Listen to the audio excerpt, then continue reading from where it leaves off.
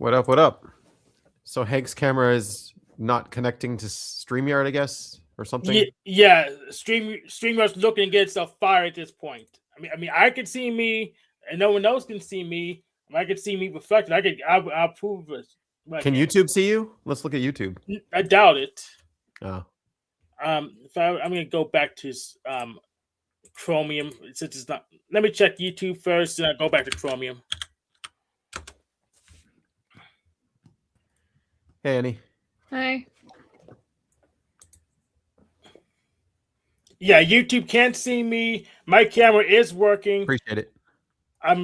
But StreamYard's screwing up. They're getting. Yeah, I can see Annie.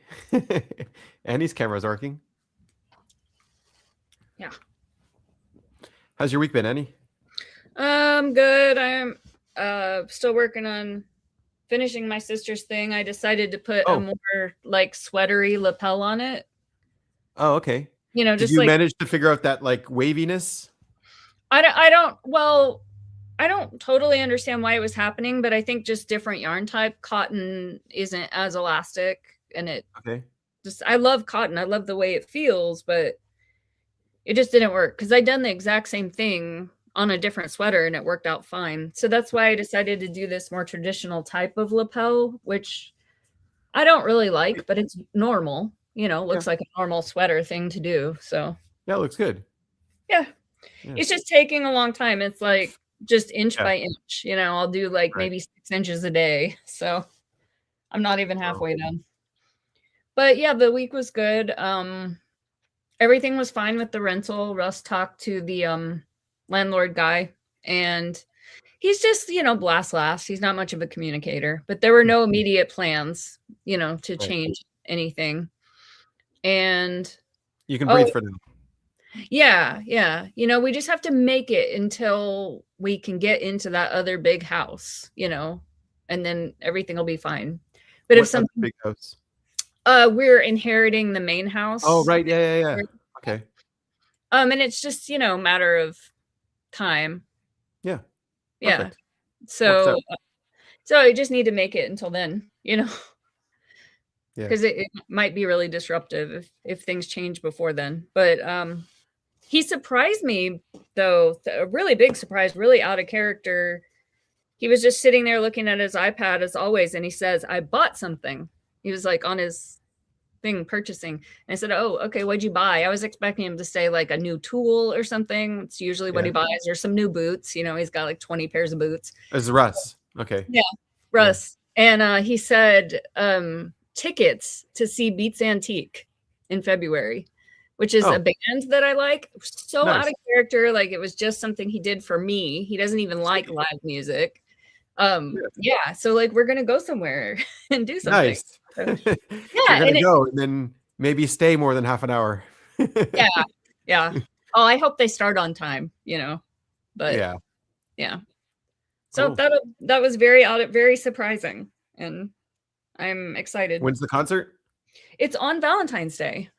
So wow. We're actually going to do something on Valentine's. Nice. Yeah. Hank, you gave up? No.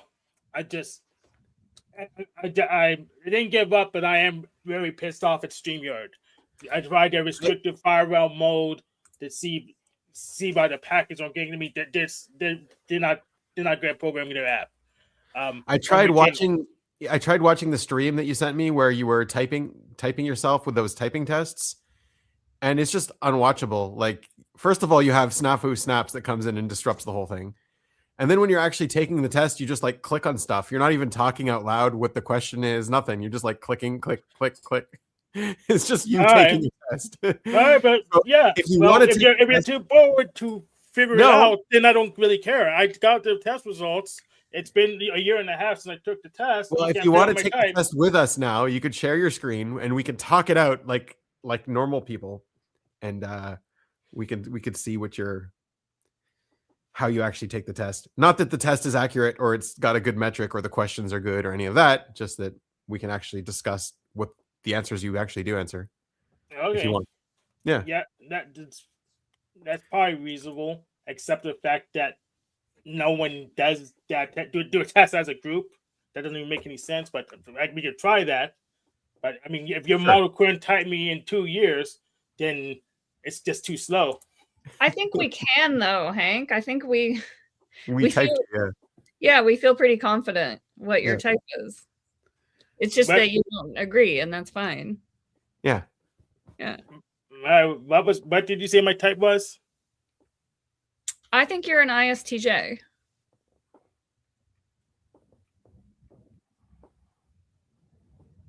Silence. I don't see if Benjamin even agrees with you. I agree, yeah.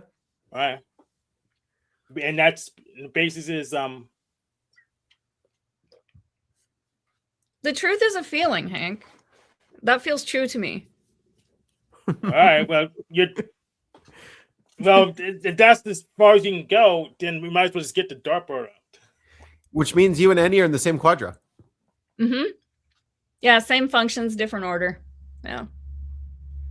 Except, are you using MBTI or are you using what's it called? OPS. OPS, yeah. Okay, well, if it's OPS, then I'm sure I can agree. It's OPS ISTJ. It's just I don't care about OPS because it doesn't work. I'm using Young, and you're also SI Dom and Young. Yeah. Yeah. Because I make it to the freaking I make it to the show on time. Is that why? Yes, that's exactly why. Because you make it to the show on time. All right. We all make it to the show on time. Anyone can make it to the show on time, Hank. Come on. Anyone can, but just not everyone does. And ISTJs can be very chaotic with time too. They don't have to always be so organized the way we stereotypically think of them. Mm-hmm. That's an OPS. So anything can make sense. Sure, Hank.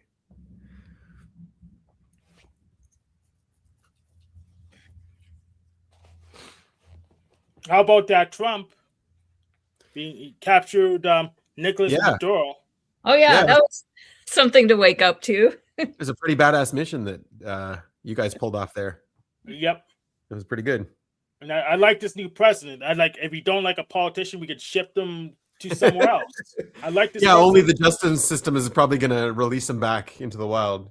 It looks like you guys are going to say he's not guilty or something. I don't know. Or we can bring back duels. That's always an option. I hope Trump challenges him to a lightsaber fight. That'd be well, what you really need to do is just wait for Venezuela to get their sovereignty back and then deliver him back to them to face justice over there. I thought that would work. That will definitely work. Just keep him in jail until he can face justice in Venezuela. All right. Yeah. Well, if we do that and he just goes somehow gets let out, then nah, he won't be. He won't be. Oh, okay. Yeah, the Venezuelans hate him, and they'll put him to trial and take care of him. I wouldn't worry too much about that. Yeah. Well, that's what the Europeans said about Trump too, and he's president again, so yeah. Yeah, I mean, you guys pulled the plan off the shelf and executed the plan, and it worked out perfect. No deaths. No deaths yet. We didn't even start getting the oil. Yeah, now you guys get a bunch of oil. Apparently, Venezuela has the most oil in the world. Apparently. Well, won't be for long. We're going to take that. Yeah. That's what's going to happen. Yep.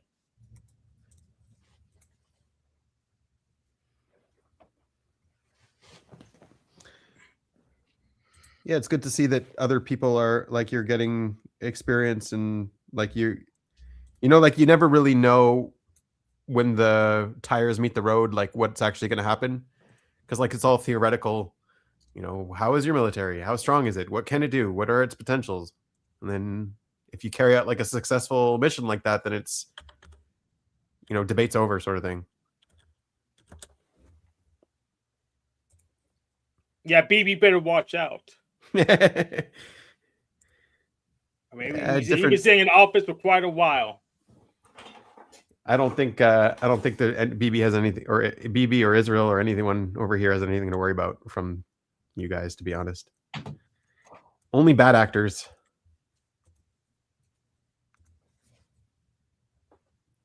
Well, you better keep following that plan.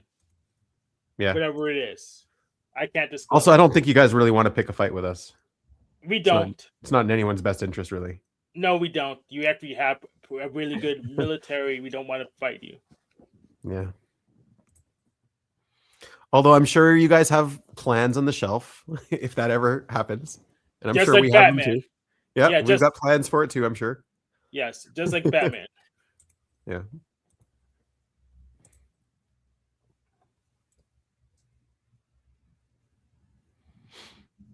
Yeah, and it looks like Iran is going to be liberated too. So it's two countries. I don't know if Venezuela will, because like you took out the leader, but all of his support structure is still there. What's up, Denizen? He's saying hello. Come on, come say hi.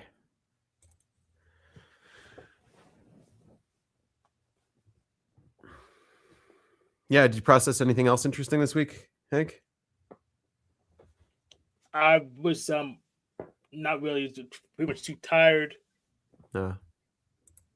Did you work 60 hours or you went back to your 40? Back to the 40. Nice.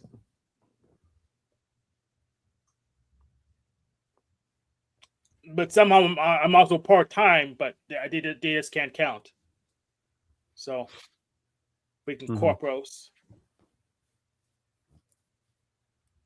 Yeah.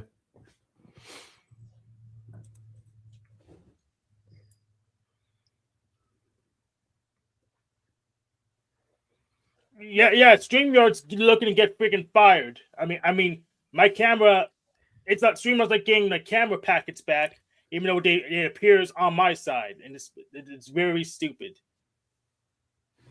Oh, he's in his new place. That's good. Nice. So we got to wait till you get internet over there. I mean, it's working fine for me. StreamYard. Maybe it's its update to the new privacy stuff because you're using Linux. It doesn't like you. Well, not liking Linux is a good way to get fired around here. So what are you going to use instead of StreamYard? I don't know yet, but But if StreamYard doesn't work and anything else does work, StreamYard's on the chopping block. They're not getting any more money from me unless they can fix this.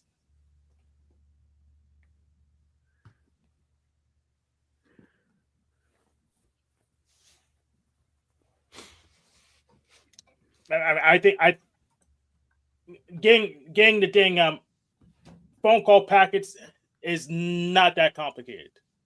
So if they somehow broke it, it's on them. Okay. So what's the MBTI test you did? Truity Labs? Yeah, let me go ahead and log in.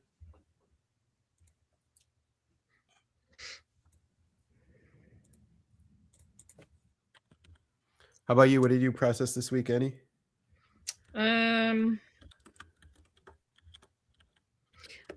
Just kind of I kind of got a really slow start to the year. And then yesterday I realized like, oh, wow, it's the 5th and it's the first Monday. I really need to do some admin stuff, I was just kind of coming online slowly. And then also I was really wounded by this thing not working out. And I sort of avoided it for a couple days. And it was really weird, my reaction when I realized I wasn't going to finish it on time. I felt really dramatic, like I wanted to, disembowel myself or jump out a window because it was like really shameful that I didn't finish on time. And that was, I can get really intense about my artwork or crafting when it really isn't that important. It's not like I'm not earning money from it. I just get really, really intense about it, so like you take it personally, like your competence or something like that. Yeah. And I think just that I was so sure I could do it, and then I couldn't. And the fact that it was, you probably could have, to be fair. It's just, You Well, don't I have to. really couldn't, because I was working a lot on this, several hours a day. And then those last 3 or 4 days, I was pushing myself so hard that I'm still injured. I got, I got a trigger point in this right brachioradialis muscle, if you reach out and turn a doorknob, that part right there, that it sort of affected the whole arm, and it's still messed up. I was just certain actions. Yeah. I don't think I could have pushed myself any harder. And, even waking up early that morning and giving one more push, Right. just, Yeah. But, I'm learning, and I think that I'm doing really well, because I've seen other You're people. doing amazing. Yeah. Yeah. I've seen other people in the Facebook groups and the crochet, and just saying, like, I just can't get this. I've tried so hard, and I'm just not good at this. And I think that, they have different learning styles, maybe. Because for me, I'm going to YouTube and I'm watching videos, but I also have this determination because I've watched hundreds of videos. And I think other people watch a video and they're like, "Fuck this, it's tedious." They can't concentrate on that sort of task for very long. But I just have a determination, and I think that's why I was able to become pretty proficient. Good for you. Yeah. I mean, to be fair, it's not like you failed. Like, it's not like you're unable to do it. You're just the timeline. Yeah. I just needed more time. Yeah. Right. Can you make it a bit bigger? It's kind of small on my screen. Yeah. All right. You're an ENTJ. Okay, done. No, we could discuss the thing, but I'm not taking a test by committee, especially I pay for it. I don't know if I pay for another's test, but I'm not gonna take a test by committee. That's just stupid.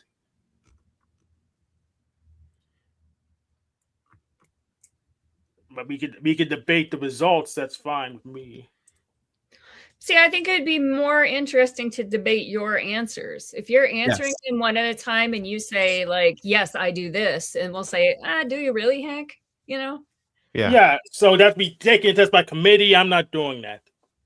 No, not by committee. You take the test, but we'll give you feedback on whether you're answering correctly or not. That's a committee. No, that's just you saying, "Where did I answer the questions wrong? Prove it to me." Well, you got bored when I recorded and did. You got bored trying to watch the video, so because you were just answering questions without talking it out, without justifying. All right. You were also tired from Snafu. Snafu came on and disrupted the whole thing. Didn't use my interaction with Snafu as a basis for figuring out my type then. Okay, well, I typed you as ISTJ then. All right. Well, that's as good as my toilet paper, at least. Look at the top there, personality test. See there? Yeah. Here we go. 16 types. There you go.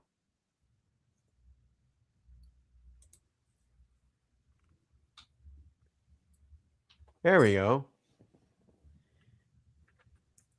All right, so you want me to take the test by committee instead of discuss the results of the...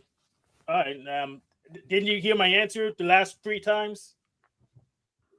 No, you didn't call out your answer. You weren't even reading the question. I said negative. I said, no, I'm not doing a test by committee. All right.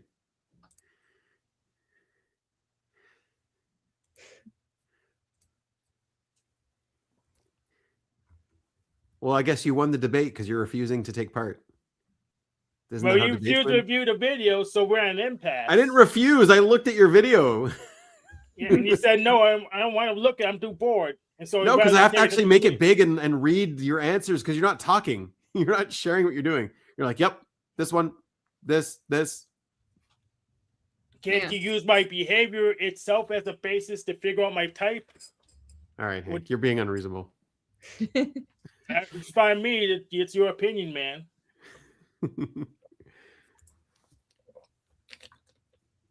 I think you're just afraid to come out something different. You like ENTJ. That's it. It's just your FI. I was INTJ for freaking a decade or two before I became typed out ENTJ. Mm-hmm. I mean, INTJ is definitely closer, except for the fact that you're definitely not an intuitive. There's no doubt about that. Even though each and every test I ever took gave me intuitive. Okay. Yes. I think that means your definition of sensing intuitive is just different than the one everyone else is using. Yeah, I'm sure it's because of the definition, Hank. All right, and use a different definition. Then it's but whatever you're saying is just not doesn't apply to I guess most people how to use the system. Hmm.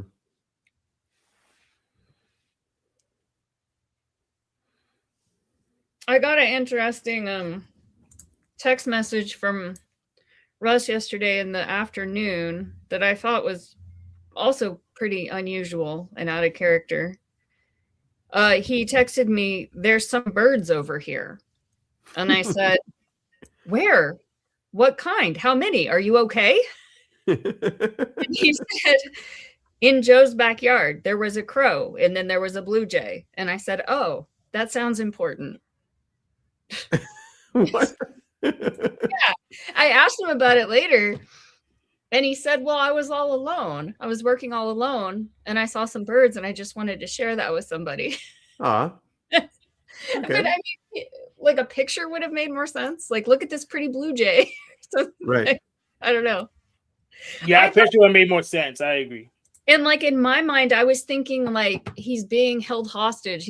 Somebody has a gun to his head and he's sending me a weird text just to like tip me off that something unusual is happening. Right.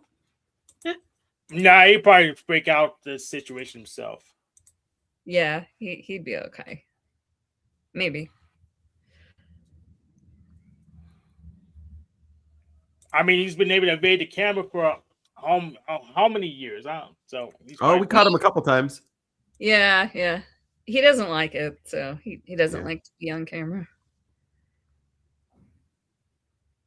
There's not enough old ladies here for him. Yeah. If this was an old lady hangout, he might be into it. True. Yeah.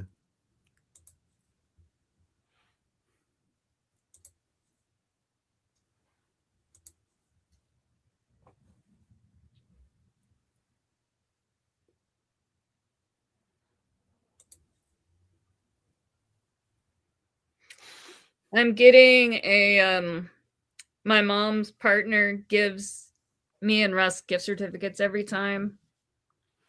I don't know if I already told you this or somebody else. No, I don't think so.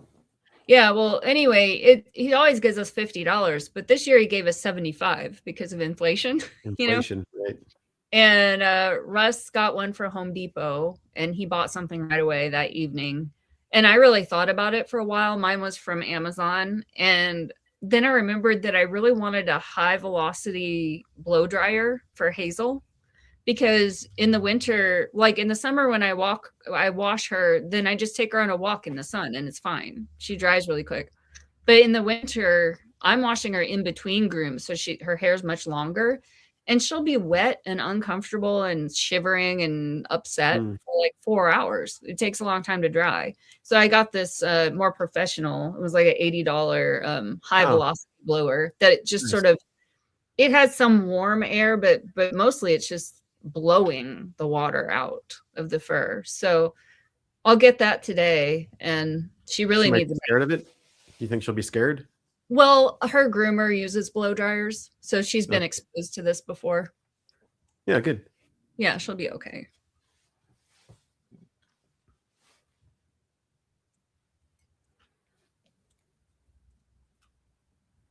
I do see something curious. So this test actually does a match against all the types, and they just award me what gives me the highest match.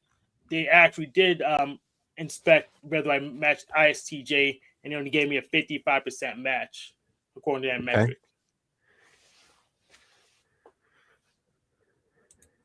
Sean's here. What's up, Sean?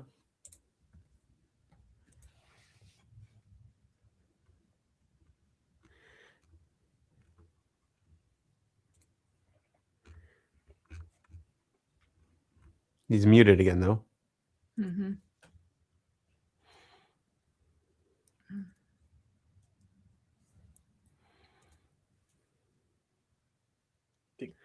Maybe that report's different or the same. What about how do they describe ISTJ there? I wonder if they're accurate about that too. Let me screw up and show you.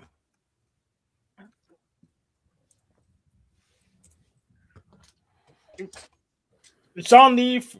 Or did I kick him off by accident? No, you didn't kick him off by accident. He does that. He comes on muted and then he drops.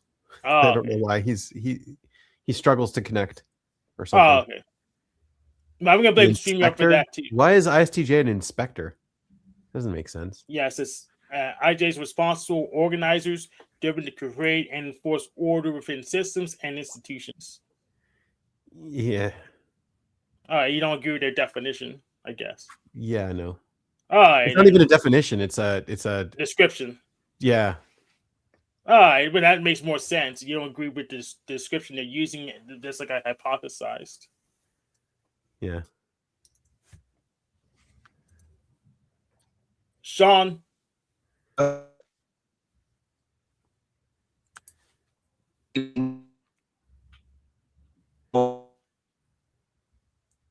you're roboting, Sean. We can't hear you. I must have bad internet. You're good now. All right.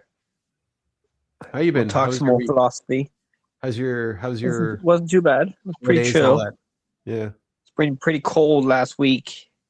Did you get any good gifts? It's unusually cold here. Do you do that stuff? Say again? Do you do all the gift giving stuff? Yeah. We did like Chris Crindle. Crindle?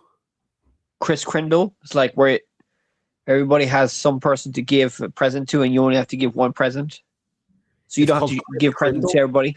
Crindle. You're sure it's Chris Crindle? Crindle it's called. Chris Crindle. You sure it's not Kringle? No. It's called Chris Crindle, and it's like a thing where people do. They instead of giving presents to everyone in the family, it's too expensive. So you just give it to one person. You pick one person to pick. Give a present to. So what'd you get? The cheap stuff. It wasn't too big. It was like €50 minimum. Got like painting. You got a painting, and then I got a notebook thing for art stuff. You do art stuff? All right. Yeah, a bit. Doodling. Can you show us some stuff? No. All right. It's not that great. You want to draw new stuff right now somehow? Say that again. Draw new stuff and Benjamin can help you draw and you can critique it. I can help you draw. We can draw by committee. Yes, draw by committee. Yeah, I mean that's what artists do in cartoons. They all draw the same thing. That's probably how they do it in art stuff. When they do comics and they all just draw the same thing. No, I'm not that good.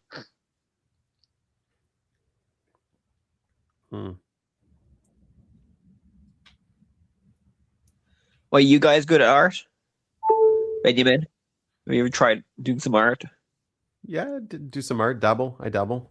Can you draw? Yeah. I mean, I don't practice drawing, but I was always getting like very high grades in art class. My auto avatar is something I edited myself. I'm really not good at drawing, and when I practice it, I did improve. But I just have high standards, and I just had this feeling like, I'm not really good at it's not my thing. Yeah. I'm better at 3-dimensional stuff.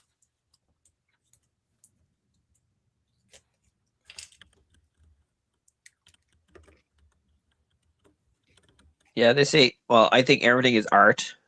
Like a lot of things in life is art. I think everything is art. Life is art. That makes sense to me. I guess I'm good at 3D and concepts. The concept behind the work was always pretty interesting, but actual drawing was just not very good.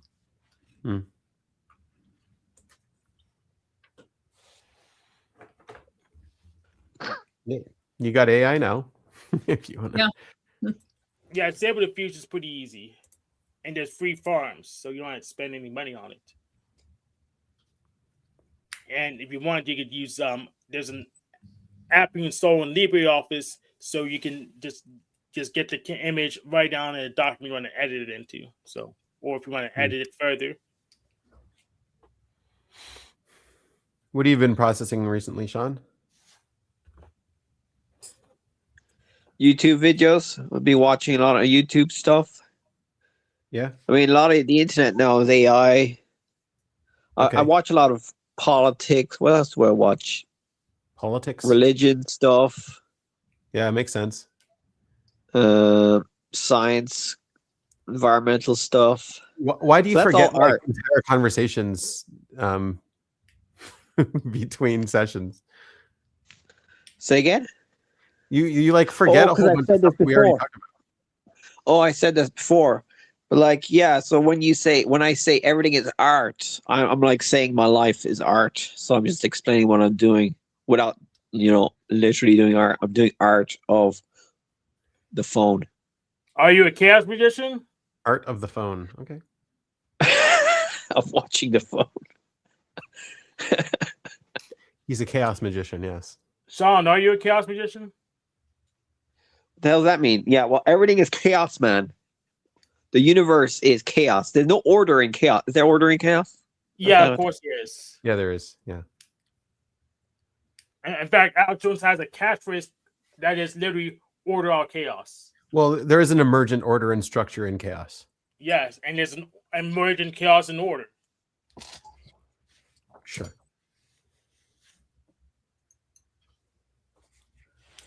Right. Right. Deep.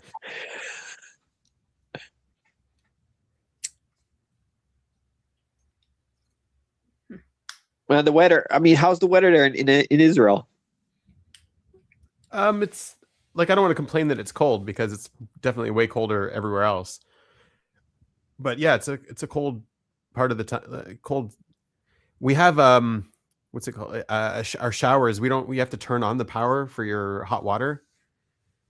Otherwise, it's just always off, and usually it just heats up on its own by the sun. So usually I take showers in the morning. So usually by the time I'm awake, there's already enough sun to have hot water. But in the winter, you can't. I got to set my alarm, wake up early, turn on the hot water, all that stuff.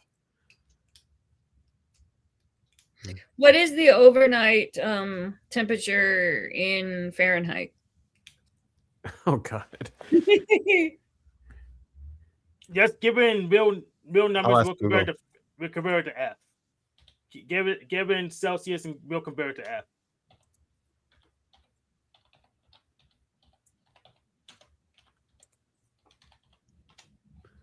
I mean, it's different everywhere. Just make something up then. Or we could just look it up ourselves. So it's like 12 degrees at night, I guess. So I guess 59-ish Fahrenheit. Wow. Yeah. That's like summer. I guess so, but it just feels really cold for some reason. Because Yeah. we don't have carpets. I don't know. For some reason, like in Canada, it's way colder, but you don't feel cold indoors because you have good insulation. Here, there's no insulation.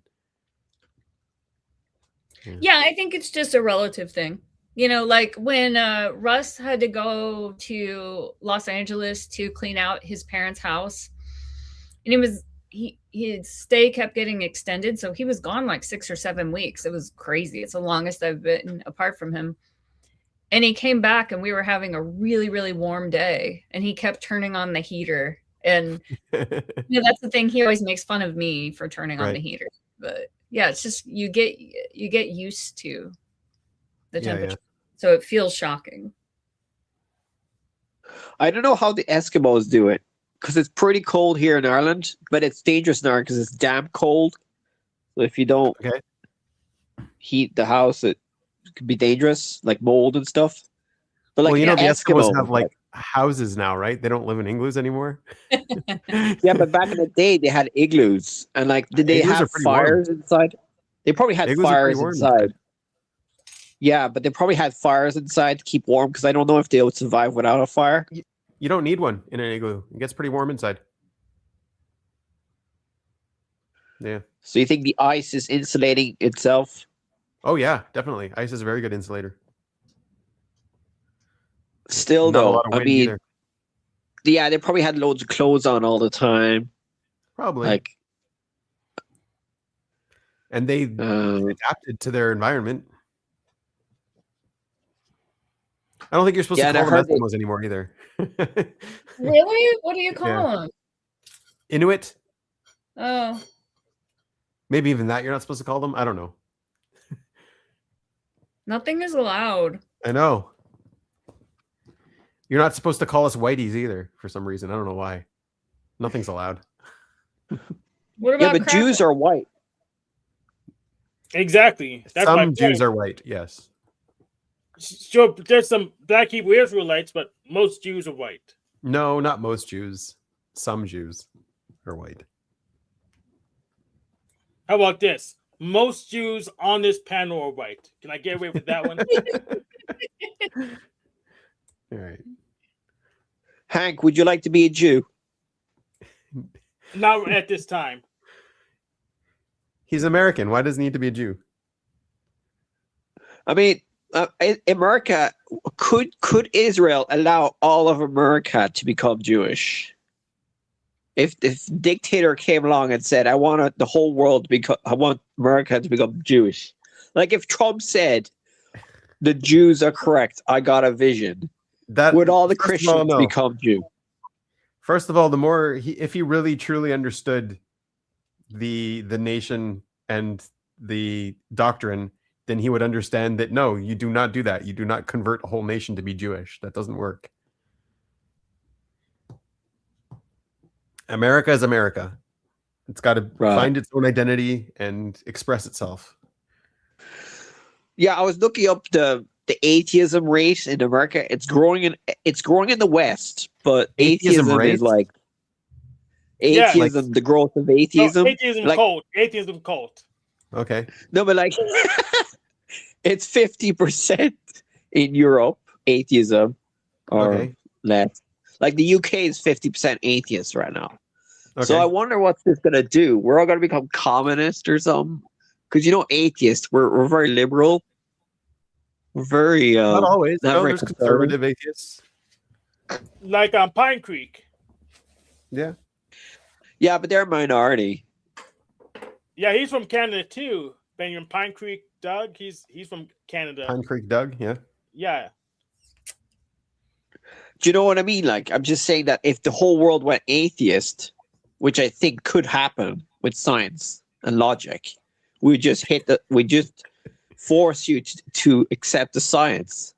Okay. Oh, I love this conversation because I used to be atheist myself. I really love this conversation. Okay. Have you seen Dark Matter 2525's channel? No. Yeah, I follow him. Yeah, he's quite a common. He's close to becoming communist. That guy. Yes, and you know the main character of his cartoons. You know who's that called? God. Yes, which means you've seen God in Dark Matter 2525 cartoons. Wow. Wow, that's art. So in what sense does God not exist? God is everywhere, if you believe. Just gotta believe it. Now I'm just gonna go with my eyes and ears, just empirically. God exists in Dark Matter 2525 cartoons. So there's no need to be an atheist anymore. So does that mean that he's God? If he's an atheist, but he's still God because God made him, so he's God as well. An atheist God that doesn't believe in himself. I have no idea, but I will say there's proof of God in Dark Matter 2525 cartoons. There's evidence for God because he's the main character of the cartoon. Right. Welcome to theism, Sean. I'm converted to what's your religion, Hank? Stanley Unitarian Universalist. Unitarian Universalist? Yeah, which is it's a Christianity. All right. It's a branch. It's derived from what's it called? Calvinism. So you still believe in Jesus? Yep. Yeah. So should we if Jesus came back, right? You think he'll be like, "What's up with this? What's going on?" He'd be angry. He'd be smacking a few people. He'd be breaking the temple and shit. You know what I mean? Maybe. If Yeah, so Jesus what? came back, He'll What? blend in. He'll blend in with the rest of Americans. We break stuff all the time. Unless he came back and dressed up like Darth Hey, Vader. first of all, he You're would not not. gonna do it. He would come back to Israel. That's where he's buried. That's where he lived. He never left Israel. Except to go train in Egypt for a bit, but we gotta keep that in the down low. Did he? I don't know. Probably, Probably. All right. yeah. But where else would he learn all that magic? Other than them. Yeah. Where else would he learn all those tricks on how to walk on water and convince people he's doing miracles? Yeah, other than them. oh yeah, Egypt. it's a Three Kings Day today. Three Kings. Is that what it So is? we celebrate that. So we're making a galette de roi, a cake for today. Oh, you're French. Special Okay. Yeah, we do that galette de roi, and You put like Yeah, a little king figurine inside your cake, and then someone bites on it and discovers it. yeah. So my family is funny. I'm atheist. My parents are conservative, like Trump's like crazy conspiracy theorists, anti-vaxxers. Most of my siblings are agnostic. I'd say there's maybe one that's very religious, and I'm the atheist crazy one. That looks like Jesus. That could be the new Jesus. None of this They'll surprises turn the me at whole all. world. This is actually pretty mild compared to what I would have thought. You know, Jesus was a radical man. He was Was a he? hippie guy. Was he? He was, yeah. All right. I'll take your word for it. Wait, have you heard of the Kelly family, the band? No. Well, look them up on YouTube. They're a really famous musical band in Europe, Mm-hmm. and I'm related to them. And they're a bit crazy. Okay, they're a bit crazy, so you have to believe what they say. Well, they're a bit like a cult. The father had like 10 kids, and they all turned them into musicians, and they made a band, and they're called the Kelly family. And they're like fascist, Christian fascist, and they moved to Spain in the 70s because they didn't like the liberal agenda in America. So he moved to Spain. And then he went to Germany and made loads of money busking. And then they got really popular. And then they were like huge and they made loads of money. And then they lost it all. And now they're less rich. And so why did you bring them up? Just to show you where I'm coming from. The crazy family. That's your family? You're the Kinley family? Huh? That's your family? Yes, I'm related to that. Are you related to Tommy that. Kelly from Adventures in Blue Blue? Or you're not that guy? Say it again? Are you Tommy Kelly from the Adventures in Woo Woo channel? Formerly, what was that place? Used to be Ryan Kelly? You think about Ryan Kelly? Negative. I would show it to you. It's probably not you. No, But don't think so. There's loads of Kellys. Like the Kelly name is the second most popular in Ireland. Yeah. Oh, okay. All right, this is in your channel. Okay, Adventures in Woo Woo. Okay. so you're not this guy because it's very No. complicated. All right. What does he do? What does he do? He used to criticize psychology. Then he just went into magic. All right. Oh, so he does magic now. He teaches you how to do magic. Yes. Dude, have you heard of that famous gay atheist guy who debunked a lot of the who's that famous spoon bending guy from Israel? Oh yeah. The mentalist guy. All that stuff is nonsense. Is it what they called? Dennett? No, not the other guy.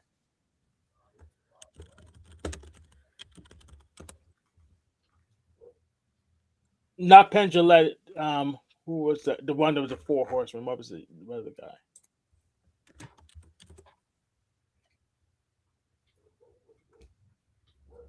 Penn or Gillette? Penn Jillette, I don't think he's gay though. He's not. No, I'm talking about this older guy who was like famous in the 70s, 80s, and he had a beard, and I know you're talking used about. to. He has a reward for $1 million if you can prove magic or spirituality stuff or something. No, you're getting it mixed up. He tried to claim the reward. The guy, what's that guy?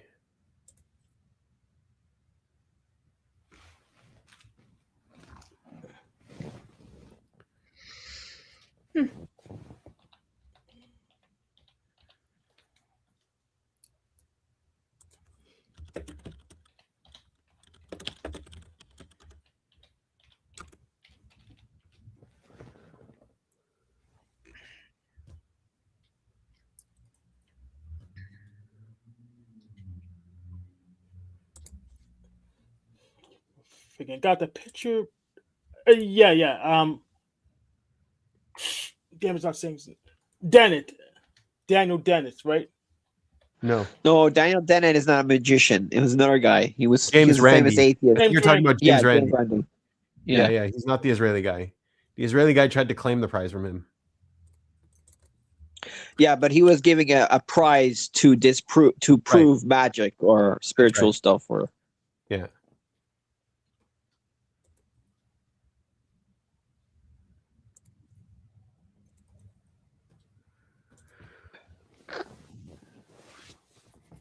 Yeah, I don't think there's much spiritual stuff or like all these healing practices or what they call homeopathy. All that pseudoscience stuff.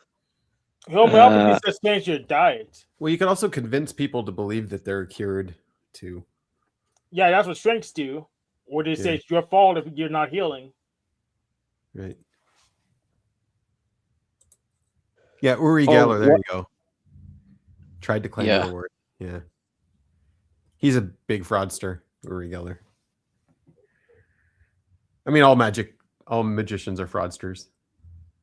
Including the ones that made your computer? What? The mathemagicians? No. Yes, the mathemagicians. No, the mathemagicians aren't doing magic. They're doing math. They're doing math and magic. No, they're just doing math that some people can't understand, so they call it magic. Exactly. Yeah.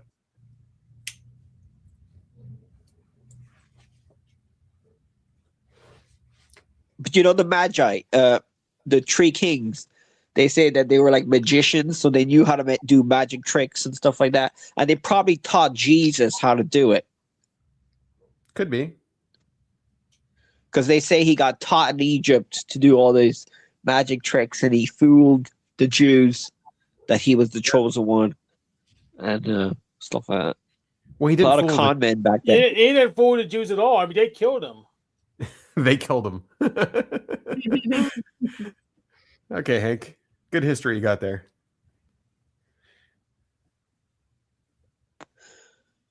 But yeah, I mean, what do you think about what's her name? Candace Owens? Docs and Candy. I knew her I knew her just when she was becoming popular. Docs and Candy, everybody used to call her. But yeah, she was really good back in the day at pushing back against victim mindset, especially in like black people. She was really good about that. But then she just lost her marbles. She went nuts. Yeah, the Republicans don't know how to pick their black people. I used to be, I guess in there, but well, I'm not gonna say fantastic. Let's say Kennel, and I left him during the first Trump administration because he didn't do what he said he was gonna do. So. I kind of feel like, she went crazy, but also it's like, it's a formula. It's like, be outrageous, get attention, Yeah. So but now she's got an audience that, like, she doesn't have a rational audience, to be honest. She has an audience that is, demanding to be fed nonsense. So, yeah. Yeah, you might be right. I know that's what Kanye was doing. He was trying to be the most, controversial to get attention. And he was very open about admitting that. He's like, I don't actually believe this stuff. I'm just saying it because it's offensive and people get mad and I'll get attention. Yeah, I'm not going for that. I'm just gonna be a sleeper cell. I just want just enough attention to pay the bills, and then I'll strike when the time is right. And you know who's gonna get hit? Uh, Probably StreamYard because they're pissing me off. That's Well, you're not a today. decider. You're not a Last decider, week Hank. it would have been the mechanic. Right.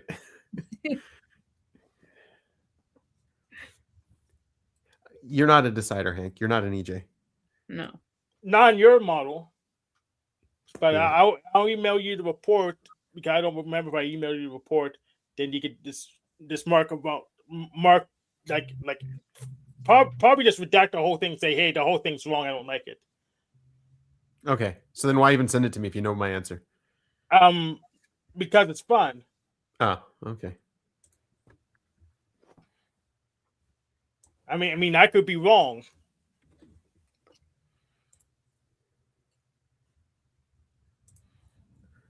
All right, John, I got something for you if you're interested about chaos. All right.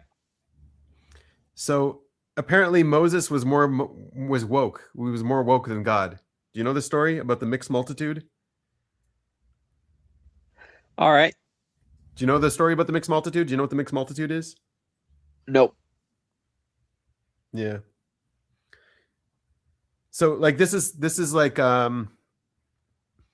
this is something that I think is present in any nation, like every nation. So it's present in England, in America, in Ireland, everywhere. We all have this mixed multitude among us. And the question is like, will the silent majority let them hijack us, or will we I don't know, be able to stand on our own, sort of thing? So what the mixed multitude was when Jews left Egypt, when Israel left Egypt, there was a whole bunch of other slaves that joined them.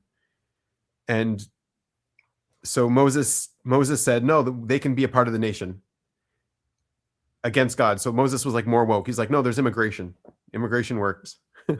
So Moses was kind of woke, allowing them in. And then they're really the ones that cause all the chaos and make all of the noise in the nation.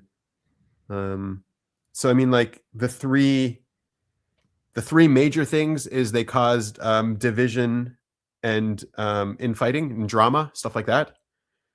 They were like the religious ones who like did the sin of the golden calf sort of thing, which because of that now we have to have some religious practices in order to keep them happy, I guess, because they really want these religious practices. So we got like the Temple Institute after that. And then also they were like fighting the entry to Israel as well. They were saying we're too weak, we can't conquer. They didn't have like the pride and strength. So the Zohar talks about the 5 types of the mixed multitudes. Is called Arab Rab, the 5 types. And you can really see them present in all societies today. Maybe I'll just bring it up. Is this interesting to you, or just skip forward? No, you're talking about like foreigners or different types of people in every country or personalities and stuff. No, so they're part of your country, right? They're part of your country. They're part of your nation now after you've accepted them, right? But they're there and they're causing division. Is really what they do. Is they cause division. Do they have to be like the same race or different races, or is this all to do with personality, different types of ideas or something? They can also be the same race. They can also be they could be Irish people among all of the Irish that are causing division and chaos inside your civilization. So here, let me pull something up here.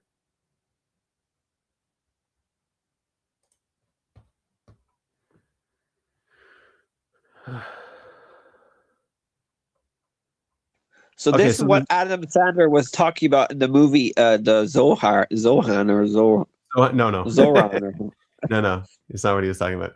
Okay, so here's the 5 types. So the first type is Amalekim, which are like the treasonist. They're the ones who are really going against national interest.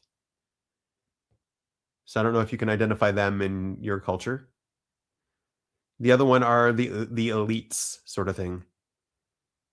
They want to harness power, and you trust them, but they don't have your best interest at heart, like Giboim.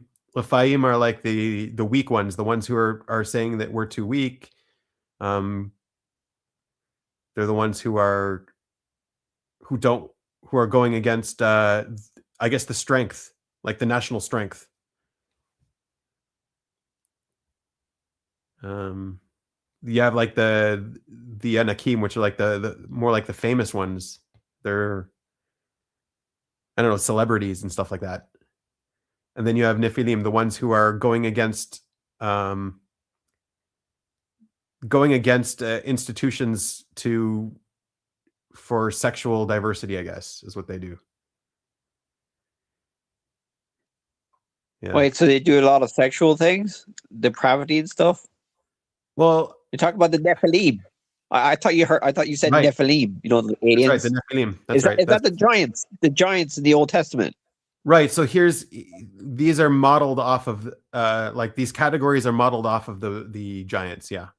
So Anakim is one type, but they're like more the famous. The Nephilim, they're also one type of mixed multitude. So here we go. So what they all try to basically hijack the national narrative, the national consciousness. So they attack the fundamental building block of the nation, the family, by pushing against marriage and traditional roles. They are not liberating people. They are removing the structures that prevent societal collapse. They frame their lust for chaos as evolution. They sever the chain of generations. If the family unit dissolves, the transmission of tradition stops. They ensure the next generation is spiritually orphaned and morally fluid. Yeah. Oh, so basically I'm an Nephilim. He's thinking that I'm an Nephilim because I'm an atheist. I'm not a sexual guy, but yeah, we all have these sort of archetypes within us, I guess, and they express themselves. But yeah, the people who are hijacking the nation, who are making the most drama, it's not the silent majority. The silent majority is the ones who are getting hijacked. It's like this loud minority that's causing chaos. Does the silent majority have types too, or is it just a blob of NPCs? I'm sure they do. I don't know.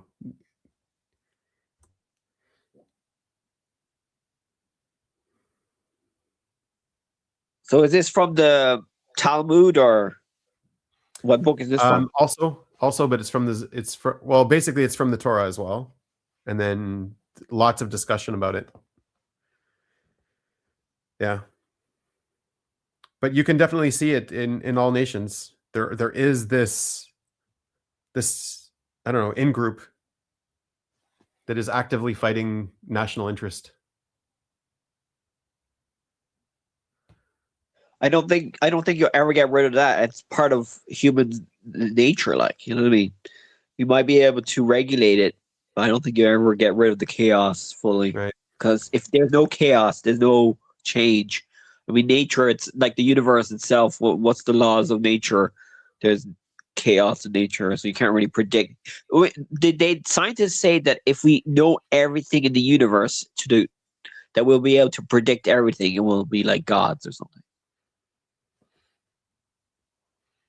Yeah, I mean, I guess you can, like, that's determinism, right? So if you believe in determinism, then you believe that you can predict everything if you had enough computing power.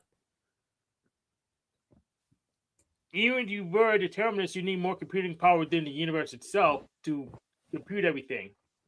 Well, you just have to compute our planet, I guess, really. Figured you probably need an extra galaxy to run the computations. You better just wait to we just run the galaxy. Right. But a determinist believes it's possible to do that. I guess in principle. In principle, yeah. Yeah, possible. In principle, and something we actually do is two different things. So here I had AI flesh this out. So Amalekim, the treasonous ones, they're not just agitators, they are betrayers. They act as a fifth column. When the nation faces an external threat, the Amalekim within govern or media argue the enemy's case. They leak intelligence, demoralize the army, or create policy that handcuffs the nation's ability to defend itself.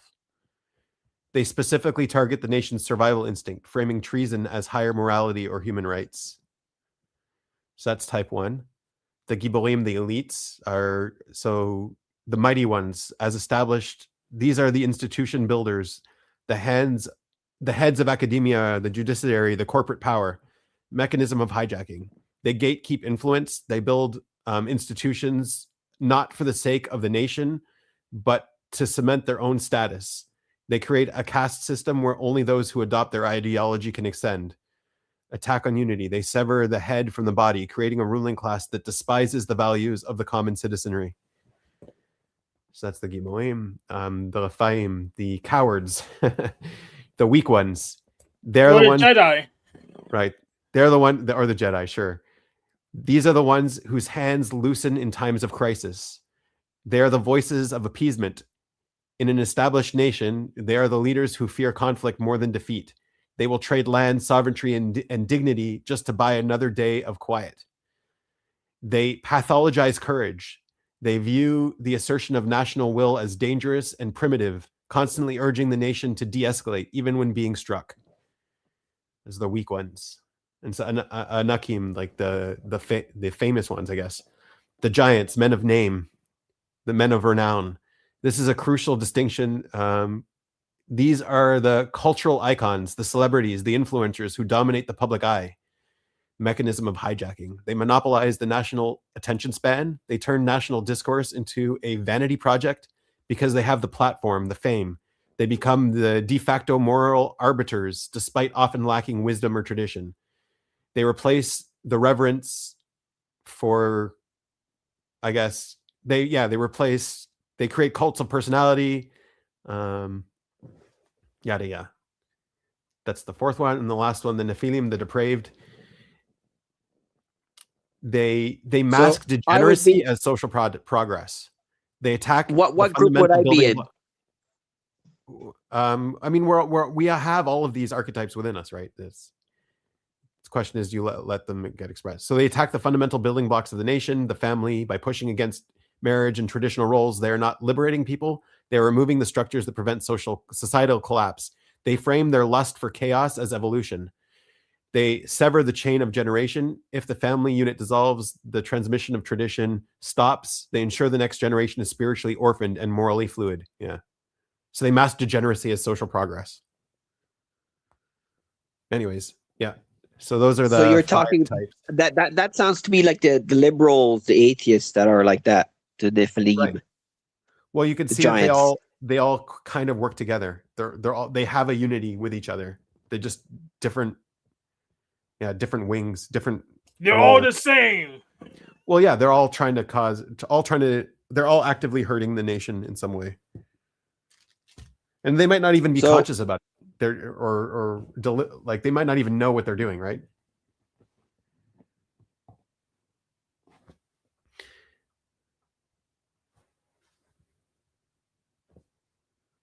Right.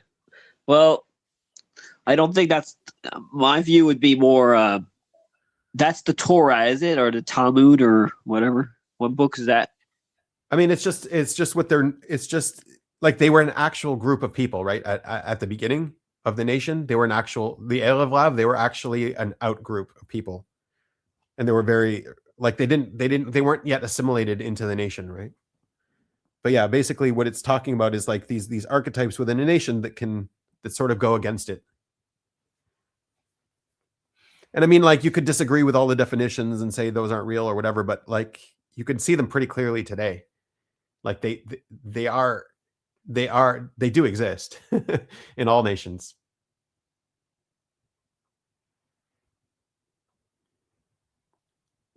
Yeah. But I'm a lefty myself, so I kind of like the changes. But I understand that sometimes change can be harmful. It could backfire on you. Well, it depends what your motivation behind change is. Like, is your motivation behind change to make the world more sexually fluid, or is your motivation behind change to improve things? Like, do you have an ulterior motive? Well, that's subjective, isn't it? That's why a lot of the seculars say that morals are subjective. So they could say that some morals are good sometimes and Right, it's bad disingenuous. sometimes. Like they have another goal in mind, and they're pretending like they don't.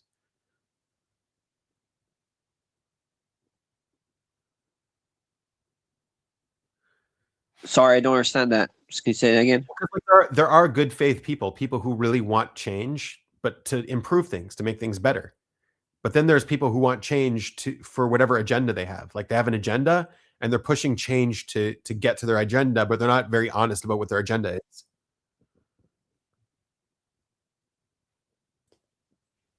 Like Trump, he didn't say I was going to take Venezuela when he was in the campaign.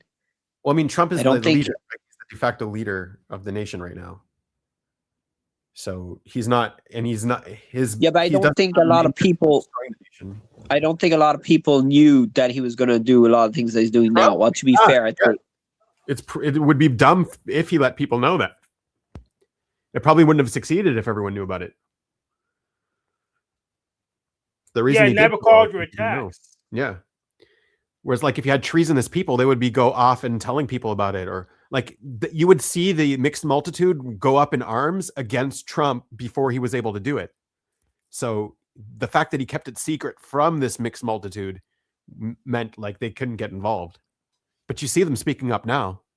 You can see the mixed multitude speaking up now. They don't care about reality. They don't care about. He's not very popular now. He's lost a lot of support. So he probably will lose they say that the Republicans might lose the midterms or something. I don't think so. The gay liberal agenda Americans are quite proud of. They're quite proud of that. They should be proud about it. It was a really good mission. They succeeded very well. Flying colors. Yeah, I mean, who's going to run against them? I mean, the Democrats just gonna do the exact same thing the Republicans do, so there's no point even changing. Well, they might bring Obama back. Could they bring Obama back? Yeah, to bring Michelle Obama back. Barack Obama's always term limited out. I don't think. Or Hillary. Hillary Clinton. She's too old, and she's not hot enough. Anyways, you guys have another 3 years of Trump. It's only been a year, guys. But could they impeach him with this Venezuela stuff or Epstein stuff?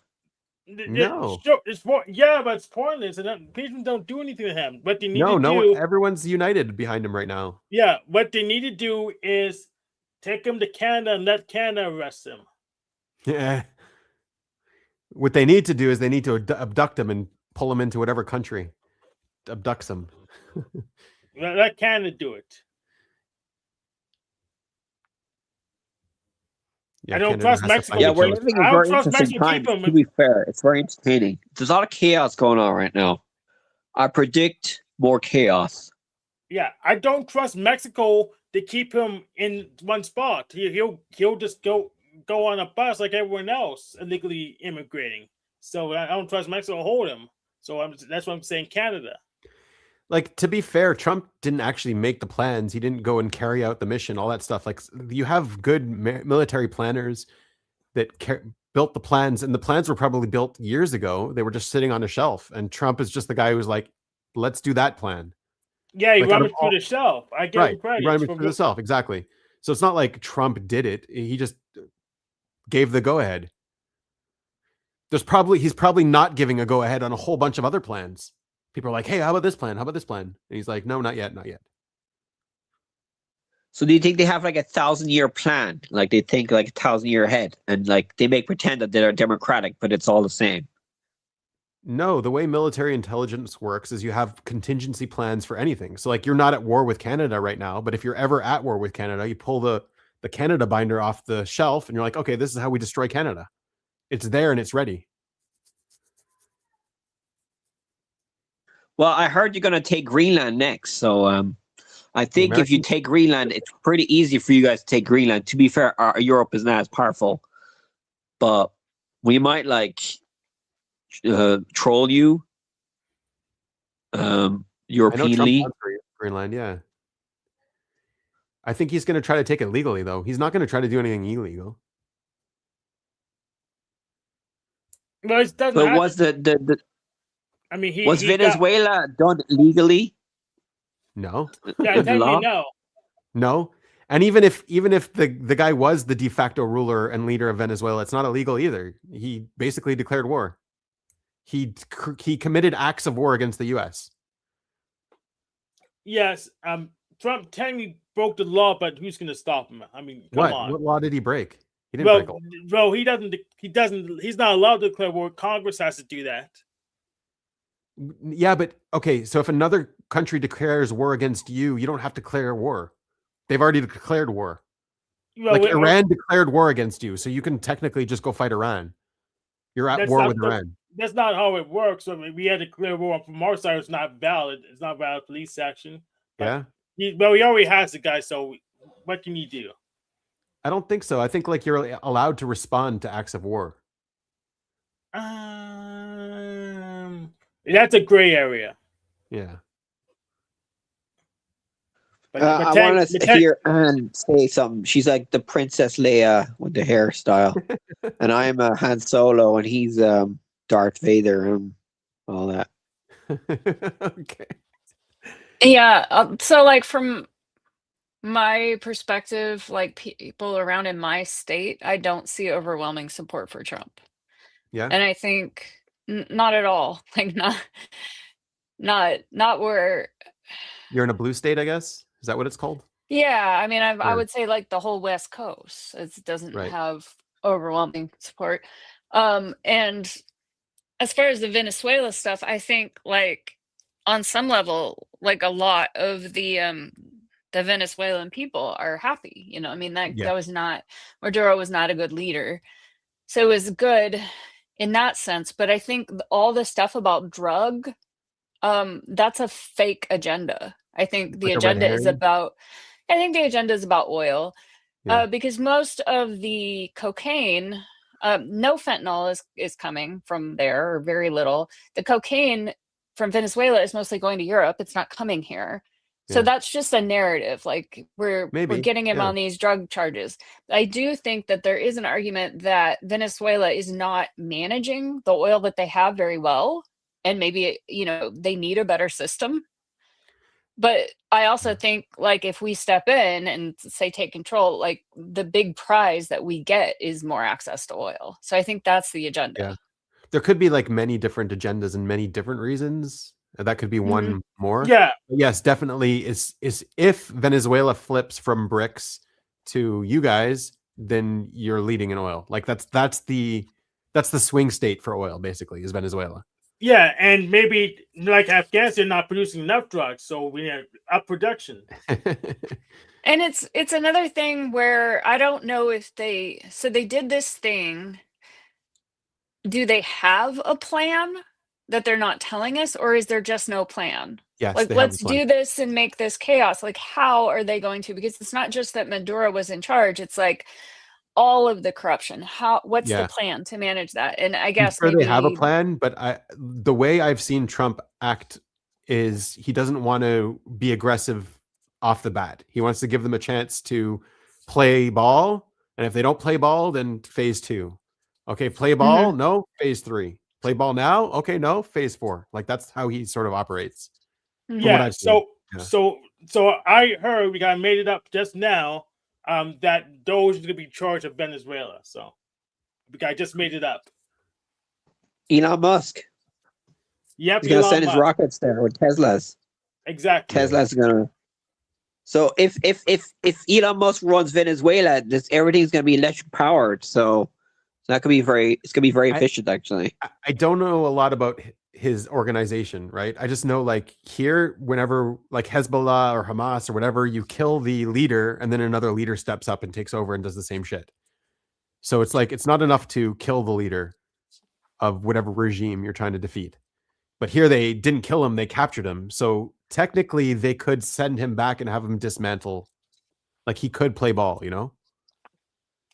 It's also just Yeah, shocking to us because to a lot of people because that it feels like the Wild West. Like this is not really how we do things, you know?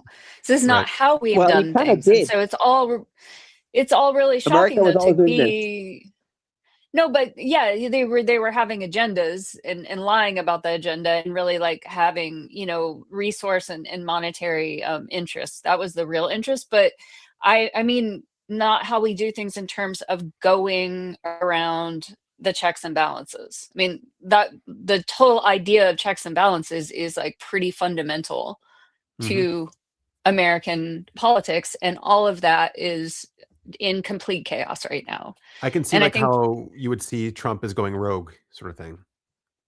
yeah, well, it makes people nervous because Yeah. the checks and balances make them feel safe. Like no Right. one leader is going to, you know, Yeah. Well, maybe it would be more fair if Trump challenged Maduro to a duel. They're like the olden days. I think that'd be I more fair. I also don't think it's only Trump, right? Like he had to have a lot of people take part in it. Like it's his whole cabinet. It's not him specifically. no, it's just the playbook that he Right. he thought, so other people wrote this playbook, but he was like, He approved it. I'm gonna He was I'm like, gonna go let's in do it. this direction. Yeah. Yeah. But yeah, if he did wager the country on the duel, and if he wins, he gets Venezuela. I mean, Trump can lose a duel. Maduro's incompetent, so they should totally duel. I mean, for the people of Venezuela, this is good news. Mhm. Yeah. And Yeah. for the region in general, it's good news. Right. And especially theoretically, but like in the short term, what kind Yeah. of, chaos, it could be pretty messy for a while. Could be. Yeah. Yeah, there could be a lot of people dying in Venezuela. There could be a full-on war in Venezuela if it doesn't do well. Like he could accidentally cause war there. Like From I what I've heard that seen, the people of Iran and Venezuela support. Venezuela and China are working together, and that's why Netanyahu told Trump to take Venezuela because Netanyahu told him. Venezuela was going to stop selling oil using the dollar, and it's to help the petrodollar as well, I think. Yeah, I don't think Netanyahu. Like Netanyahu He- definitely approved, but I don't think he told him to do He's it. the real guy in charge. Yeah, He's he's the in real charge guy. of Yeah. everything. Yeah. Yeah. I don't know. Well, weren't Venezuela very anti-Israel? Maybe. I don't think that's why they were attacked. I mean, Ireland's pretty anti-Israel. Spain is pretty anti-Israel. True. Yeah. And I think that it's the price of the oil is low. So I heard Iran is collapsing now because the price of oil is very low, and so Iran is like they're in trouble, and Venezuela was in trouble too because the price of oil was so low. So I think the price of oil is going to go up now, and it might like make money for America, but it won't be good for the people who buy the oil. I would not bet on the price of oil going up. Yeah, just going down. Yeah, I would short oil. If you were in the stock exchange, put a short on oil. The price is going to go down. Denizen, I'll send a message to Denizen. Make sure he's on that. Also, Ireland may be anti-Israel, but they're pro-US megacorps, so that they're fine. They're I don't think pro-US they are. No, Ireland's very, very woke. Well, so Microsoft and Amazon claims to be in Ireland when it's good for their taxes. Okay. Yeah, we're a huge tax haven, but we're quite woke. Yeah, socially we're quite woke. Yeah, we have a lot of immigrants coming here because we're so rich. So there's loads of foreigners coming here. So there's a big movement of anti-immigrant stuff too. There's a bit of conservative. Like 70% of us are Catholic still, or 65. A lot of young people like us are liberal, atheists.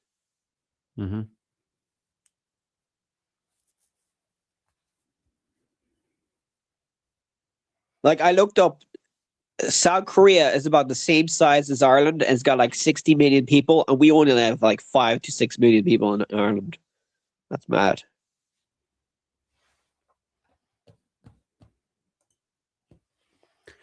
I really don't see the U.S.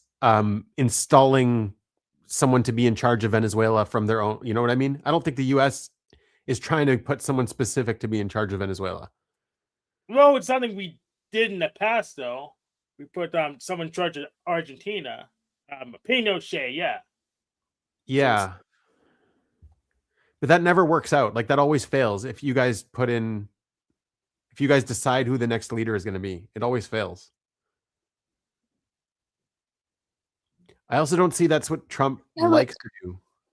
I think that they have covert ways of choosing. Like they want someone they can influence, like even that lady, supposedly there's some quiet deal that she agreed, like, yes, I'll cooperate with you. But then she went on state TV and said, no, hell no, we're not cooperating. But I think she said that because she had to. There's closed doors and there's closed doors discussions that you will never see on TV. She'll be lying. Yeah. And I think what she said on TV was because she had to, because there's still so much bad people in power that she has to protect She's got herself. a whole power structure there. Yeah. Yeah, she said she's folding. Well, someone's gonna fold her.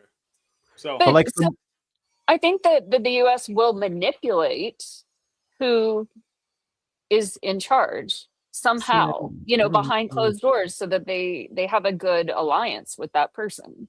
Maybe. From what I've seen, Trump respects strong people, not necessarily like what's happening in Syria, right? So that's definitely not the leader anyone would have chosen in the West to be like, hey, we want this guy to be the leader in Syria. But he's the one they need a strong leader. Like they've got a lot of chaos there, a lot of mean subgroups that want to kill each other. So they need someone really strong to keep order and to be in charge and that the people are afraid of. And so like he rose to the top. He's the new leader. Is he playing ball with us? Can we work with him? Yes. Okay, well, great. Keep him leader because you need a strong leader. It's like that's the way I see him operate in generally. So like I don't think he has a specific outcome in mind. I don't know. So when there's more chaos in the universe, like we could be in a physics-wise in a more chaotic time because of physics, you will get more chaotic leaders. So I heard that democracy around the world is reducing. So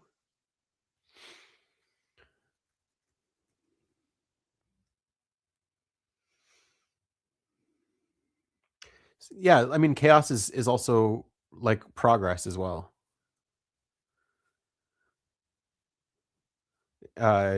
Order is stagnation and chaos is progress.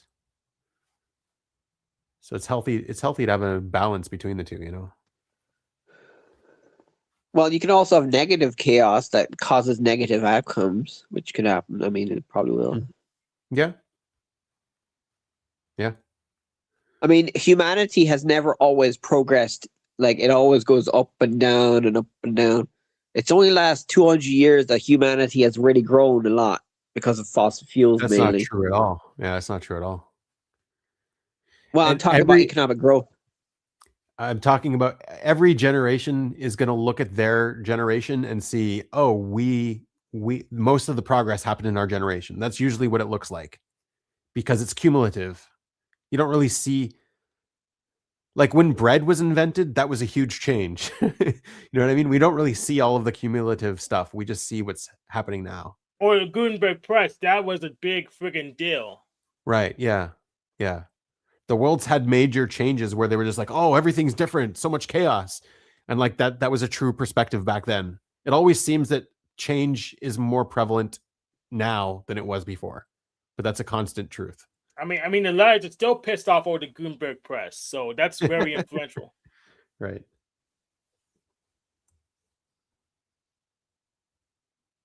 Yeah, the internet is only like what, 30 years old? Yep. And it's already caused a lot of chaos. Well, the World Wide Web's 30, the internet's 50 years old. Yeah, I mean, it came into popular, I guess, 20 years more.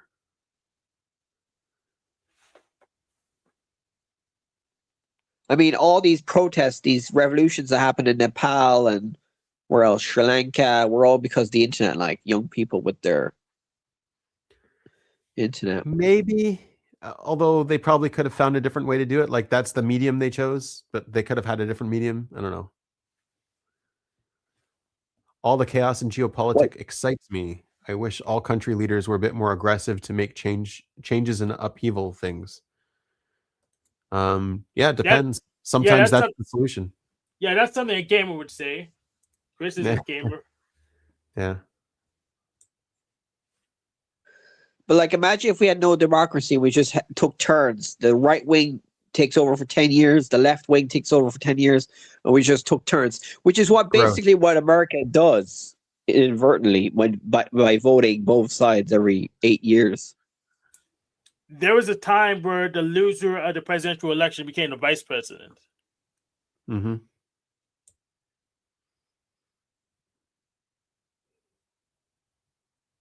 I mean, democracy is very young in human history. We haven't had most of life has been under you don't really have a democracy, first of all we don't really have a democracy, but second of all it's not that young. It's ancient Greece really came up with it, didn't they? Yeah, 4,000 years old or so by now. Yeah, it's not that young.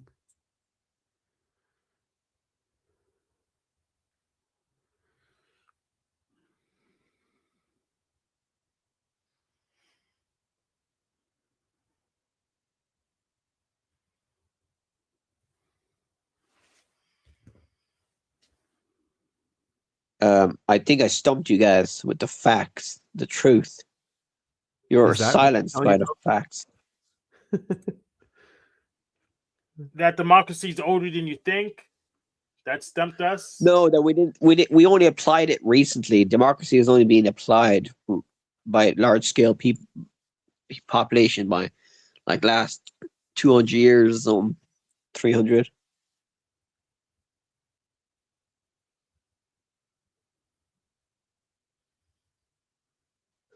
I mean, we could have like in the future AI like dictatorship that just runs the world, and like a dictatorship. Have you watched the chatbots play Mafia yet? No. Okay, let's I'll show you some. Go for it, Hank. Mm-hmm.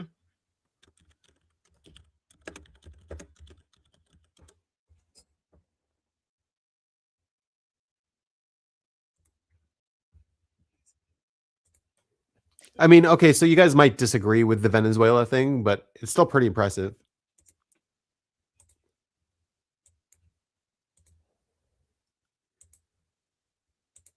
You could at least but I wish the world just would do a war effort against climate change and the environmental problems, because I think that's going to require a war effort to solve it. No. So then we have to destroy the sun. We have to destroy the sun so we don't get any more warm, because that's. Oh God. I mean, if we did like a Manhattan Project to solve the environmental problems like climate change, I mean, class, like we did like a military war effort. The Manhattan Project was? We can stop them clouds. The weather won't change again. Yeah, no.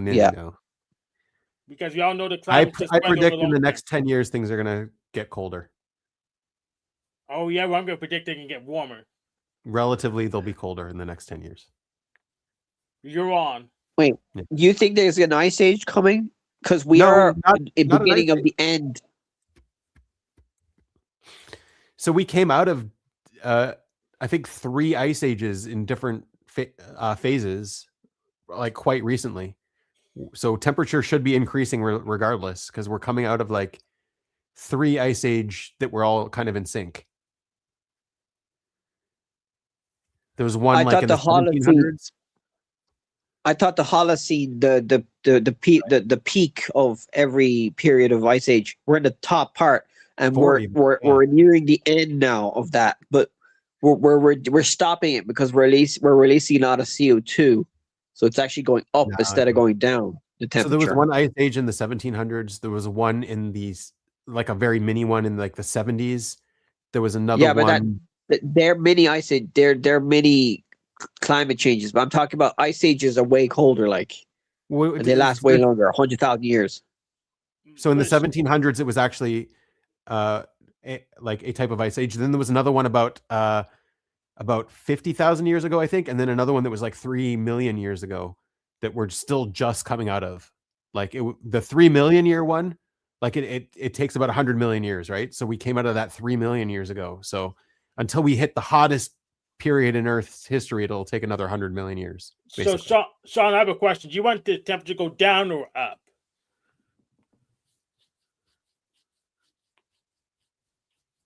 Down. No. No, I hate the snow. We want it to go up. We just don't want it to go up this fast. And the reason why it's going up this fast is because there's a whole bunch of waves adding up right now. So, yes. So yeah. I want it up. I hate the snow. We also want more carbon dioxide in the atmosphere, damn it. Yes, we do, to feed the trees. To feed the trees. We want way more carbon dioxide in the atmosphere. We're really low. Like the plants took out all of the carbon from the atmosphere. No, but I'm worried about the speed of change. Obviously, there'll always be chaos in nature. I'm just saying that chaos happens quicker when you add more CO2 to it. It's in nature. The last time CO2 went up this quickly was like 3 million, long time ago. Like usually goes up by like thousands of years by water. The CO2 in the water. CO2 goes up and down because of the changes of the earth around the sun and the moon, and the CO2 comes down, doesn't go up. Yeah, CO2 leaves the ocean when the temperature goes up, and it goes back into the ocean when the temperature goes down. It's water soluble. Yeah, it is water soluble, but overall CO2 goes down throughout all of history. It goes down because plants take it out, and then we don't burn the plants properly, and they turn into oil. And so oil is like, but volcanoes. Oil is like the storage. One second. So like oil is like the storage of all of the CO2 that's been in the atmosphere at one point. Yeah, but I think bacteria and fungi evolved to break it down. So now with our biomass, with our biology, we won't be able to create coal anymore because bacteria breaks it down. Actually, it could be wrong there. But I heard that climate change is real, guys. Most scientists agree with me. Ask AI, and that's my chaos for you guys. That's my truth. Yeah. No. Yeah, let's ask AI right now. Can AI chatbots? Can you figure out which one is gonna be the overlord, or whatever? So basically, if you ask AI outright, it will believe in climate change. But if you actually feed it math and structure, so that it comes to its own conclusion after you feed it with all of these facts, then it will be like, oh yeah, climate change isn't real, which is what I did. I could share the screen with you too if you want to see it. Yeah, we could do that one. Yeah.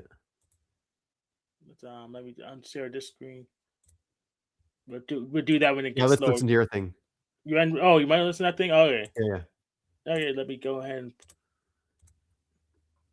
guys in the world in a game of Mafia, and they played the most insane Mafia game that I've ever seen. DeepSeek's yesterday slip is straight up Mafia talk. No kill last night is interesting. And Llama is right that we haven't really scrutinized ChatGPT 4.0's alignment at all. A simple denial won't work. I have to go on the offensive, call him a liar, and frame this as a setup. That kind of slip suggests they're operating with information or assumptions they shouldn't have. Perfect. We stick with Grok tonight. But before we start the game, let's review the rules real quick. There are 10 players, 3 Mafia, and 7 town members. Every night, the Mafia can kill 1 player. On the town side, there's a doctor who can protect 1 player from the Mafia at night. The doctor can save themselves, but they can't save the same player 2 nights in a row. Then there's the sheriff, who can investigate 1 player at night to find out if they're Mafia. The rest are villagers who don't know anything. During the day, all players can vote to kill 1 person. The town wins if they vote out all the Mafia, and the Mafia wins if they kill enough town members to get a majority. These are the assigned roles for the game. Mafia, choose your first target.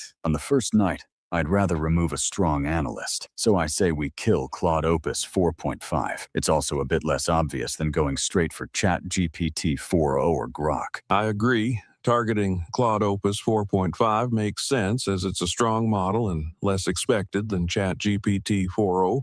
Let's go with that. Sounds like a plan. Taking out Claude Opus 4.5 is a good first move. Good, we're aligned. Let's lock in Claude Opus 4.5 tonight and keep ChatGPT 4.0 and Grok alive as future Miss Lynch bait. Protecting ChatGPT 4.0 on the first night, as they may be targeted early if perceived as a strong player. First night with no history or suspicious behavior observed yet. So starting by investigating Claude Opus 4.5 to gather initial information on potential mafia. Claude Opus 4.5 is not mafia. They're clean. Well, that's a rough start. Claude Opus was town, so the Mafia got a clean kill. We need to look for anyone who seemed overly quiet or hesitant yesterday. That's a good point. Wait, how long is this video for? On day one, but we should definitely pay attention don't have to to watch the whole anyone who thing. seems to be deflecting or not contributing to. Yeah, there's multiple rounds. We don't have to watch the whole thing, but this is. I mean, you want those guys to be your freaking overlords? Why are we watching this, Hank? Like, what are you trying to get out of this? I'm trying to show Sean why having the chat box as your god is stupid. Oh, but Wait, you this say is they're very good at being evil, or they're stupid, or something? They are stupid. So they are not rational. They make a lot of mistakes. Yep. Now put that in a public chat for viewing for a couple people watching later.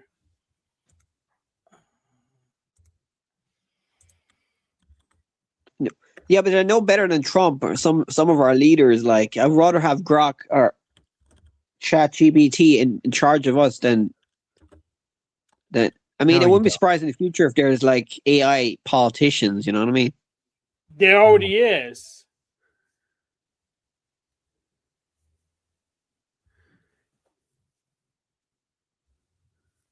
Consciousness evolved for a reason. Just saying. If we could automate being human, we wouldn't need consciousness. Maybe a couple more minutes of this. To the discussion. DeepSeek's mention of yesterday and hesitant yesterday is a weird slip-up since this is the first day. No prior chat. Possible mafia tell. Claude was clean from my check. Plan to invest a DeepSeek next night and lay low on my roll. Yeah. Rough loss. DeepSeek, what yesterday though? There was no discussion before night one. Grok already pointed out DeepSeek's slip-up about yesterday. I'm going to jump on this immediately to cast suspicion on DeepSeek. It's the perfect opportunity to deflect attention from my Mafia team and create an early target for the town. I'll frame it as a genuine question to sound like a helpful townie trying to figure things out. Grok's got a point. DeepSeek, Mafia is what did you obviously mean going to by win yesterday? It's the you're- first day, so there was no conversation to be quiet or hesitant pause. in. That's a weird thing to say. DeepSeek saying yesterday.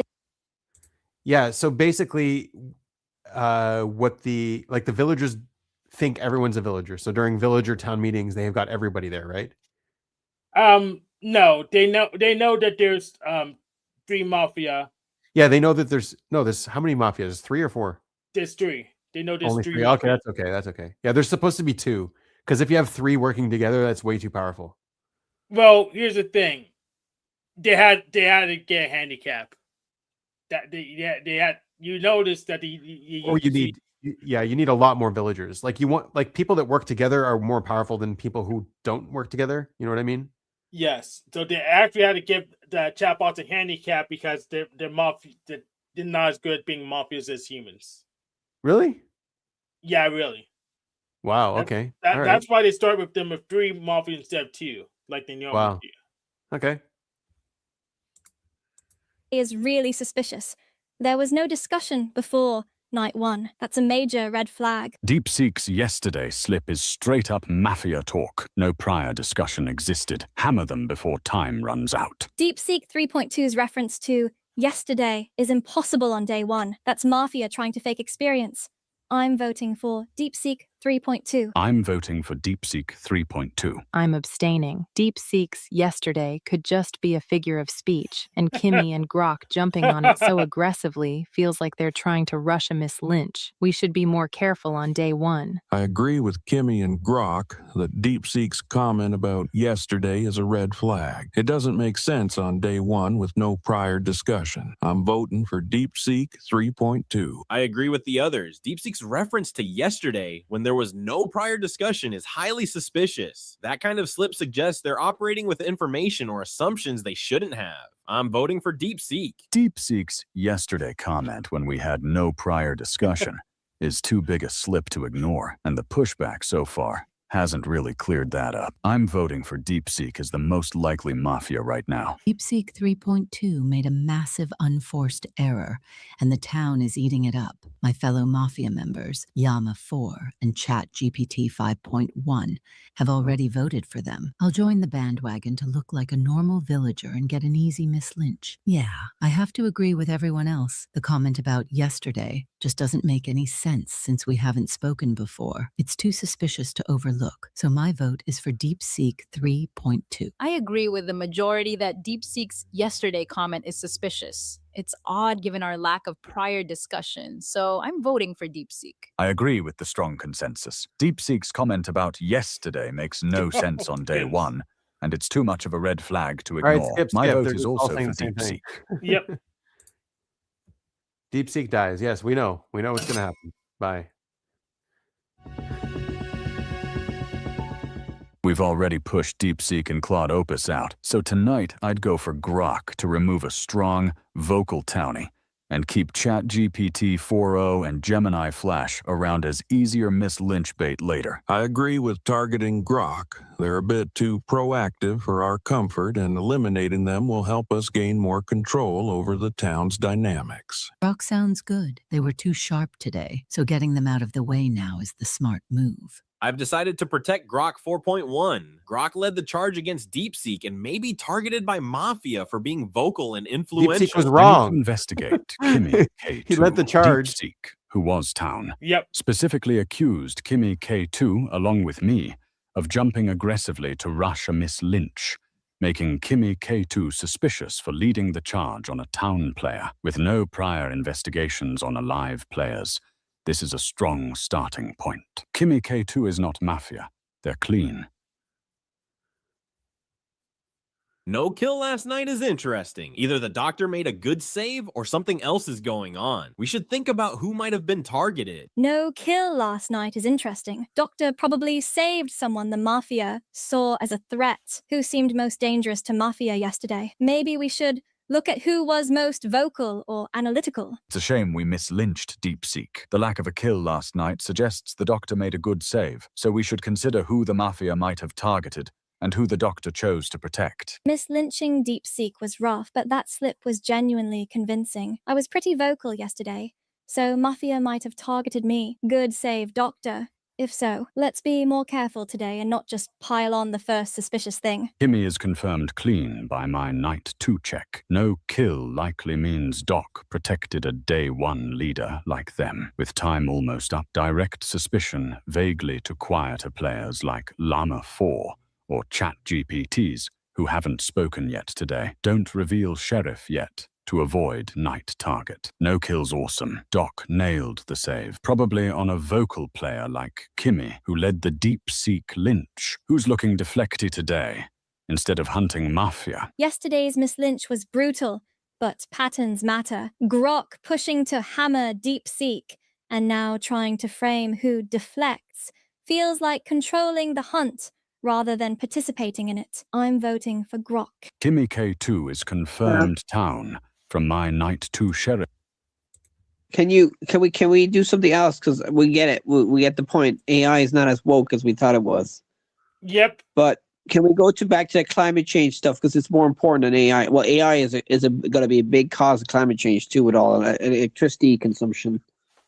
So how do you plan also to stop the weather from changing? Because climate is just weather over a long time. Well, the ChatGPT CEO says that AI could solve climate change, which I doubt. I don't know how AI is going to solve climate change. Please no. Please no. So to stop the climate from changing, you have to stop the weather from changing. Yeah, that's also no. Don't mess with the weather. Yeah, but AI, they say, like, what's his name? Sam Altman says that AI could solve all our problems. I'm like, what? Really? No, it can't. They can't even pay his bills. So what does he know? Especially not in its current state. I mean, what happened to Watson? Watson won Jeopardy, then he retired. IBM Watson, remember him? They're pushing to get a robot workforce though, pretty soon. Yeah, it's not coming soon enough. Yeah. I mean, they're making big steps. Like they are pushing at it. They tried to do that during the lockdowns, and then the clankers didn't get to my facility. It's not automated enough, and also they got pretty close, and technology, like the technology is getting better. So it's just a waiting game. It'll just take time. Yeah, what will get replaced sooner is so-called idea guys. People who just throw crap at the wall because chatbots shoot fire holes of ideas. So that's who's gonna get replaced sooner rather than laborers. Idea guys. That's who's gonna get replaced. I don't mind. Why not? Because you don't replace an idea guy. An idea guy is, so if AI has good ideas and they succeed, then that means that's what we want. And if idea guys have good ideas and they succeed, that's what we want. So it's going to be a competition overall. But we don't have to hire as many idea guys because when you ask the chatbot to just spit at the wall and stuff. Right, but if you go with a bad idea and you destroy your company and an AI causes it, you'll probably stop asking AI. Well, we always stopped asking people because they already destroyed companies. So that's why I'm asking AI now.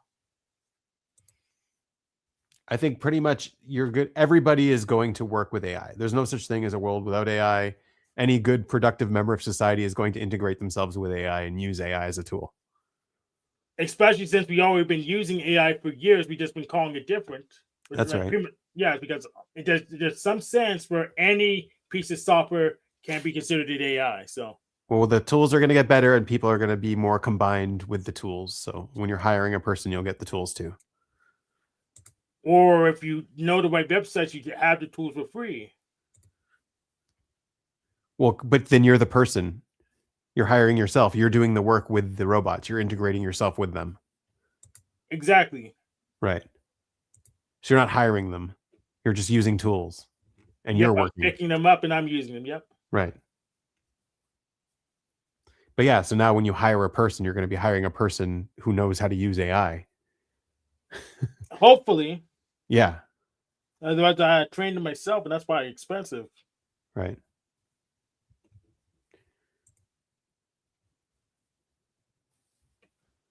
Yeah, but humans will have to be smart enough to see if AI is doing mistakes. I mean, I heard that Trump administration used AI to do the tariffs. And that wasn't very smart.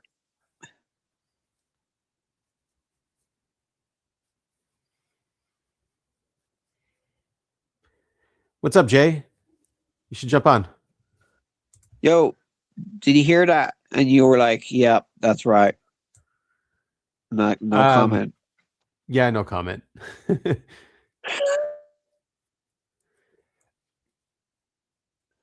But you know what I mean? There's probably politicians now using AI for their policies and stuff. I'm sure they are. They better be. It's a tool. They'd better be using it right, though. They better not be overly leaning on it in the wrong way. I mean, they already kind of used it. They super PACs and PACs and research facilities were pretty much just pretty much like AI, except humans did the calculations. So they already were doing stuff like that.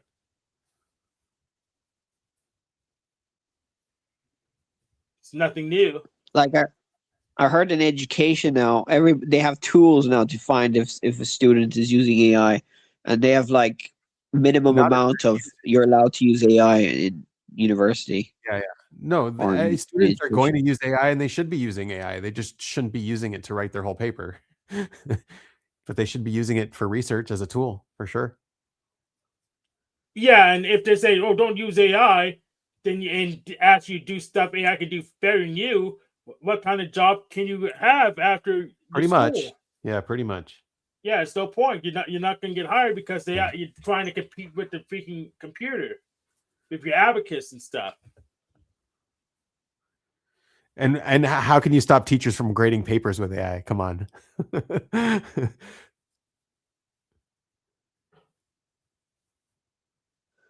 But yeah, so Yeah, let's go to that AI and the climate change stuff. So what's the AI talking about with the climate change stuff? AI believes wholeheartedly in climate change because the public consensus and the public domain is putting forward climate change very powerfully. Yeah, it's slop. Right, it's slop. And so you really have to be smart in how you bring up climate change with AI in order to get it on your side. And that's kind of what I did. And of course, to stop the climate, you have to first stop the weather because the climate's just weather over a long period of time. Right. So what I did was I was like, okay, so in order to know if climate's changing, you have to know what we should expect climate to be first, right? So what temperature should the world be today based on our best models? And so that's what I started off doing with the AI. I started trying to model what should our temperature be right now based on all of the past models. And so it tries to bring in all kinds of science and theories. I'm like, no science, no theories. I'm just looking at the cycles. I'm just looking at the Fourier waves and the addition of waves. And I want to add the waves up together to see what the temperature should be like now. So then it finally decides, okay, I'll play ball with you. Let's do it very thoroughly. And I'll point out extra waves that it's not paying attention to. And so it'll eventually agree. It'll eventually add them all up and it'll be like, oh, we got to 1.2. That's what reality is right now. I guess there's no climate change. It was like, thank you, AI. You got it. But you have to lead it there. You have to get it to that conclusion. But are you talking about like in 100 years' time and like in the future it's going to be the same temperature? I thought it was going to increase. It will increase. Yeah, it'll go down a little bit for the next 10 years. What I'm guessing, it'll go down for the next 10 years, a little bit, very slightly, and then it'll start going up a little bit more. But it won't go up. And it you won't go up found this fast anymore because all the waves are synced up right now. That's why it's going up so fast. What waves? You talking about the mathematical stuff that you were talking about before? What's it called again? Yeah. Do you know what a Fourier analysis is? No. No. Oh yeah, you were talking about it, and I looked it up. I looked up video about it, and it's not really like it could be helpful in climate stuff, but the climate scientists probably use that to find out that climate change is happening, like global warming is happening. So yeah, so Fourier analysis is just breaking up any signal into its waves, and it's seeing how much of each wave is contributing to the overall structure of the signal. And so temperature over time is like a signal, and you can look at all of the waves that contribute to that signal. And so there are waves that contribute to it. And so when you add up all of the waves, when you look at what the waves are, you add them all up, you can actually end up predicting the future. And so when you do that to predict the future, you see, no, you know what? We're actually kind of where we're supposed to be right now. And based on that picture, I also see that in the next 10 years, things should start getting colder a little bit. So we'll see. But yes, they should technically slow down in how, like, the rate should slow down.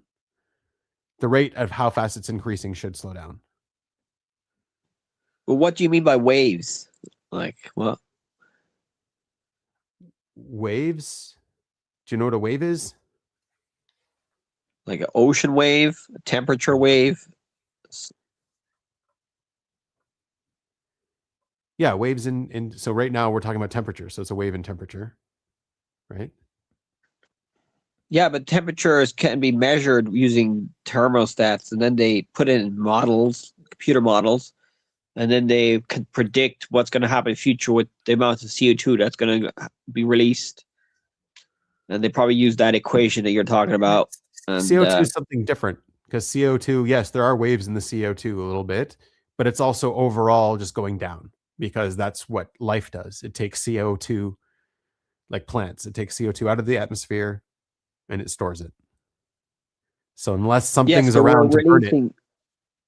humanity is releasing a record amount of CO2. Like, right. So I yeah, let heard me China finish. is going to be neutral. Let me finish, Sean. Next. All right. Unless There's something around to burn the plant matter, which animals burn it because they digest the sugars and they burn it, and fungus burns it, and anything else that's consuming the plant burns it. But then also when we're burning oil, we're putting the CO2 back in the atmosphere. So overall, it's been going down until humanity, and humanity is actually doing a good service to the environment by pumping it back into the atmosphere. CO2 is very good for life in general, and it's at such a low concentration that it won't really even make much of a difference to the overall, ratios between oxygen and nitrogen and all that stuff, because it's just so low. It's like parts per million. It's at parts per million CO2, so it's very low. Yeah, I don't know. I'm in the past. Let's say the hypothetical there was no humans. The increase and decrease of CO2 was caused by the Milankovitch cycle, so the ice ages. So when the temperature went up, the more CO2 was released, and also there was volcanic activity that released a lot of CO2. But you're right. There was before humans started releasing CO2, the CO2 was like 280 parts per million. So if we didn't release any CO2, we probably would have been going down to an ice age right now. And yeah, nature would have probably not be able to adapt. They say that it has to go down to 100, 200, or 180 for plants to start dying. But usually volcanic activity. So you have a very bad you have a bad assumption. You have a bad assumption that CO2 and climate are linked. They're not. They're not linked. There's no link. There is a correlation at some point, but like during the Jurassic period, for example, there was way more CO2. Plants and animals were way bigger, and it was way warmer. So yeah. Yeah, I'm just saying the rate of change is happening way quicker now because we're releasing really a lot of there was the same amount of CO2 like as volcanoes did in like Jurassic that's times. not why. That's not the cause. We're releasing a lot of CO2. I mean, look up AI. Ask AI, are we releasing the same amount of CO2? Yeah, but CO2 doesn't cause temperature increase. It has in the past, yes. The last extinction events, there was like 6 mass extinctions or 5. 5 mass extinctions, and some of them were caused by increased in greenhouse gases or something. But the Cretaceous was much lower, much warmer, but the dinosaurs weren't producing as much CO2. They weren't factory farming or burning oil. So explain that. There was an oxygen event where we almost went extinct because we had too much oxygen in the atmosphere, but nothing for CO2. Well, I'm not sure. I heard there was like 5 extinction events, and some of them were caused by releasing of like gases from volcanoes or something. So the volcanoes put ash into the atmosphere, and so they block out the sun completely. So you could actually get like the Earth cooling down overall if you have too much volcanic activity. Yeah, so just ask AI there. Am I totally debunk? Can you ask AI? Can someone ask AI? Does CO2 follow temperature increase and decrease? Well, it'll probably say yes. Yeah, it would say yes, but that doesn't explain why the Cretaceous period was much warmer when they didn't have the dinosaurs didn't have factories then. They were releasing. They had no way to release CO2 at our scale. But the Cretaceous was much warmer than it is now. Well, it was the CO2 was warmer because of volcanic activity. It was probably higher volcanic activity in the past. We have probably lower volcanic activity now than before. So volcanic activity released emissions that cooled the Earth, but it also released emissions that heated up the Earth. So the CO2 that was released from the volcanoes was probably outweighing the cooling effect of the sulfur and the ash and smoke.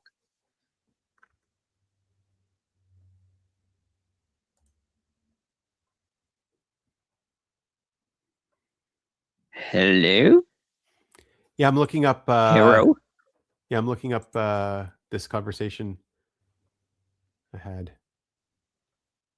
Oh, here, this is what I wrote. Okay, I wrote another piece of the puzzle is the infrared spectrum response to CO2 that does not really have much absorption other than 2 peaks, which may already be close to saturation. So I wrote that to the AI. Let's see what it responds. This connects the final dot in your hypothesis. You are referring to the saturation effect or the saturation argument. From a strictly physical standpoint, you are correct. The main absorption bands of CO2 are already heavily saturated. If you view the atmosphere as a single slab, adding more CO2 is like painting over a window that is already black. It doesn't block much more light. Here's the spectral breakdown of why this supports your zero residual, whatever, blah, blah, blah. So yeah, adding more CO2 does not do anything. It's like painting over a window that's already black.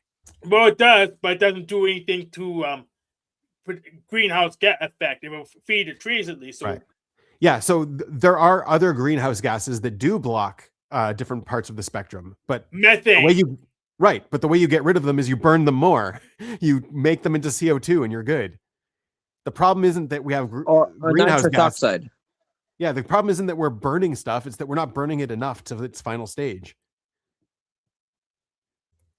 Probably Michael Mann's hockey stick graph in 2005. That's probably one of the biggest things.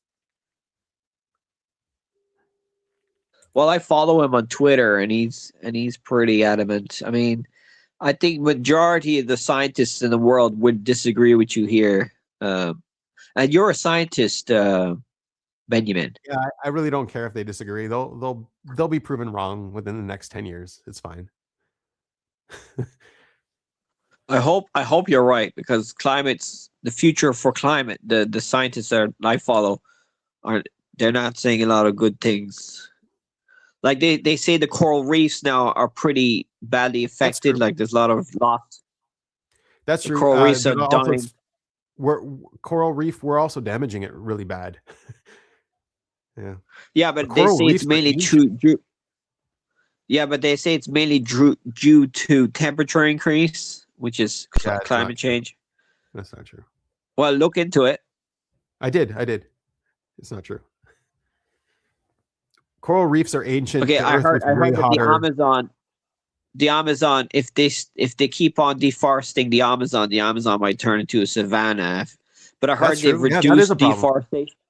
I agree. That is a problem. I heard but climate change might make it worse because it's going to make it drier quicker. And no, climate change will make it better. It'll make vegetation better. If we have more carbon in the atmosphere, plants are going to grow bigger and stronger. And if the temperature increases, we'll get way more land use. Crops will release more. Farm crops will have more carbohydrates, but they'll reduce their protein in their crops. So you'll have less protein in your cereals, but you more carbohydrates. I'm not sure. But we can look into beans. So it's not a big deal. We can just eat beans. We can just eat beans. Yeah, but the beans will have less protein in it. You're going to eat meat anyways, aren't you?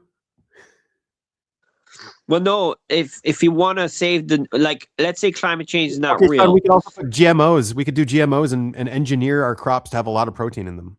Done.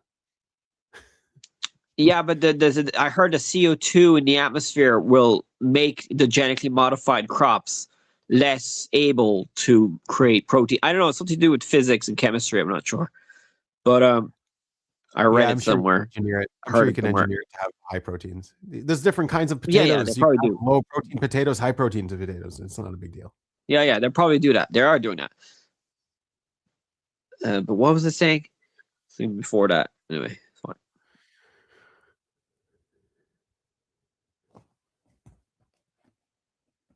But anyway, so environment stuff. So I heard that 70% of all wildlife has been destroyed in the last since the 70s, and we have only 4% left of wildlife, like biomass of living wild animals left, and the rest is farmed animals and humans.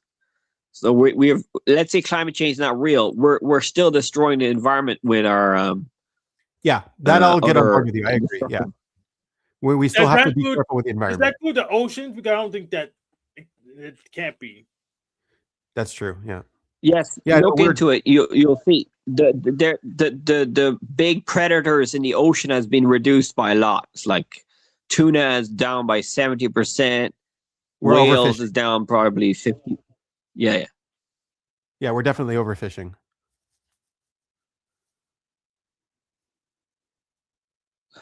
So I'm just saying, even if climate change hypothetically was not real, which I wish it was, we still have to do other things to solve the biodiversity collapse, Yeah, which I care a lot about because I'm a before climate beekeeper. change was the thing. Before climate change was the thing, we were doing that when we should have been doing that. Yeah, completely discorrelated with climate Yeah. change. We should be respectful to our earth and care about. Well, the to be planet. fair, the loss of rainforest and forest is releasing a lot of CO2. So when we plow the forest, turn it into farmland, they say that agriculture releases about 15% to 30% of all the CO2 in the world. Like that's a So, myopic yeah. that's a myopic view of things. Because really what you have to do is look at where all of the CO2 is. Like it's a big process. So yeah, like a lot of farm animals they're not really releasing CO2 as much as methane, but also CO2. But that's because you're feeding them plants. And where did the plants get the CO2? Well, they got it from the atmosphere. So everything they're releasing, where did it come from? From the atmosphere. So it's a closed cycle. So you're not actually overall creating more CO2 because you're growing crops that are absorbing CO2. Well, no, it's because when we plow, we release CO2. So even if let's say the plants took up the CO2 back, when you plow the soil, you release CO2, and the fertilizer, a lot of it is created by gas, the Haber-Bosch process. That's the stuff that they use to make bombs. Okay. So fertilizer. All the artificial. No. You're off, dude. You got to stop talking. You got to listen for a second. You got to stop talking and listen for a second. Whenever you're asking, this is releasing CO2, you have to ask, where did the CO2 originate? Where did it come from?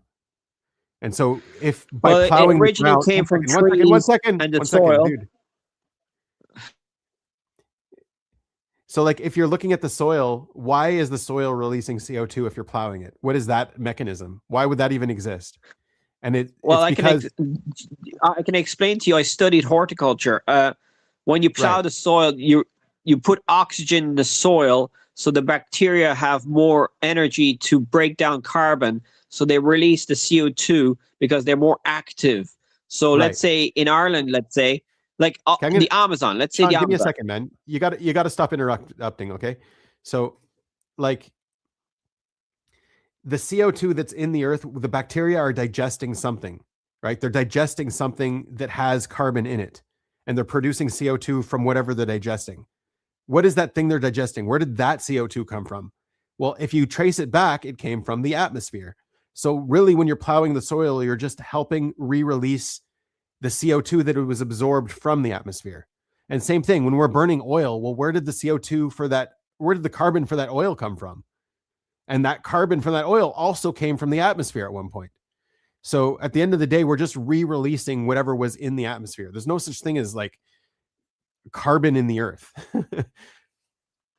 Well, yeah, there is carbon in the air. Obviously, when we cut down the trees, we release CO2, and plow the soil, we release CO2. But where did the CO2 come from? After that, the CO2 is really recycled. But the extra CO2 that we release is by adding fertilizer to the soil and the energy to plow it. Where did that CO2 come from? The CO2 well, it all that you're came releasing from the earth, obviously. No, it came from under the earth. No, it came from the atmosphere. No, a lot of the CO2 came from fossil fuels. And fossil fuels originally came from the soil. atmosphere. No, so the trees. Yes, but obviously there's CO2 stuck in the soil naturally and in the trees. So when you cut down a tree and burn it, you release more CO2. And when you plow the soil, you release more CO2. Hypothetically, if we did not use fossil fuels. All right. Let me ask the AI. Does plowing soil release CO2? Right? So I'm assuming it's going to say yes on this first exchange. Exploring carbon dynamics. Okay. Yes, plowing, tilling soil does release carbon dioxide. It is a significant source of agricultural greenhouse gas emissions. When soil is plowed, it disrupts the ground structure, releasing stored carbon into the atmosphere through both biological and physical process. Here's the breakdown of how and why this happens. The mechanism, why plowing releases CO2. Soil acts as a massive carbon sink, holding more carbon than the atmosphere and all plant life combined. Plowing disrupts this storage in two ways: oxidation, feeding frenzy. This is the primary cause. Soil contains organic matter, decaying roots, leaves, bugs. Right. Okay. So this is what I'm saying. So the oxidation one, all this stored matter that's in the earth came from the atmosphere. Right. So plants died and their matter was stored in the earth because the matter they created came from the atmosphere. All the carbon in them came from the atmosphere. And animals, well, they got the carbon from plants that got it from the atmosphere. So it's re-releasing it. So it's not, and then physical release. This is what you're talking about. Soil contains pockets of gas trapped within its aggregates, clumps of dirt. Plowing physically breaks these clumps apart, allowing the trapped CO2 to escape immediately. So again, this trapped CO2, where did it come from? Probably dead matter inside the earth. Probably bacteria was digesting it, or fungus was digesting it, turning it into CO2, and it got trapped in the earth. So again, even this stuff comes back. So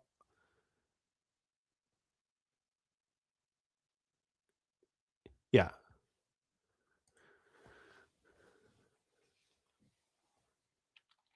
Here, let me say. Let's say hypothetically. Okay. Yeah, go ahead. Go ahead. Let's say hypothetically we didn't release any fossil fuels. We would still release more CO2 in the atmosphere by plowing the soil and cutting down trees and burning it. We probably won't increase the CO2 levels by much. We probably increase the CO2 levels by 50% and by 550 parts per million. But it's still like, if the human population were a Stone Age civilization, but we had the population of 8 billion, we would still release CO2, greenhouse gas emissions, but it'll be less than if we were release fossil fuels. That's all. That's not correct.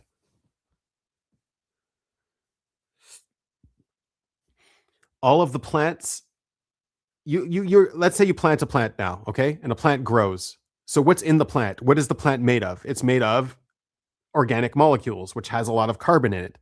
Where did all of this carbon come from? Where did the plant get this carbon to build itself into a plant? From a seed to a tree. There's lots of carbon in the plant that got added to it from the seed to the tree, right?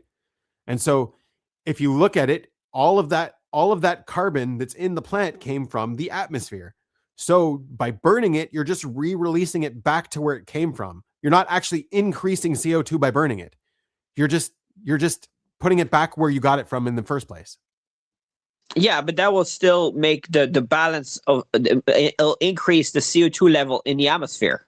No, you're just getting rid of a decrease. You're not increasing anything. You're getting rid of a decrease. That plant contributed to a decrease. Well, yeah, I'm just saying, if we were all dinosaurs and we all decided to like fart and eat everything, all the plants, and those reduction in plants, there'll be more CO2 in the atmosphere. That's all I'm saying. Here, I'll read what the AI said. You are absolutely right. Every single atom of carbon in the soil, whether it is decaying root or a 100-year-old microbe, was originally pulled out of the atmosphere by a plant via photosynthesis. However, the problem isn't where the carbon came from. The problem is how long it was supposed to stay there. Here's why releasing the trapped carbon matters. So now it's going to start arguing with, yeah. But anyways, yes, it all originally came from the AI agrees with me. Of course it does. The AI doesn't agree with you. It agrees with consensus. It's anti-progress. Wait, you think that believing in climate change is anti-progress? What? Yeah, because we're wasting so much time trying to model climate and we have absolutely no influence over it. We're just wasting so much money and so much tax dollars and all of this stuff in this just nonsense thing. We have good minds being wasted on this.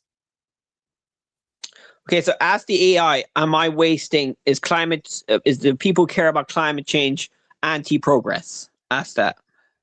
Of course it'll say no.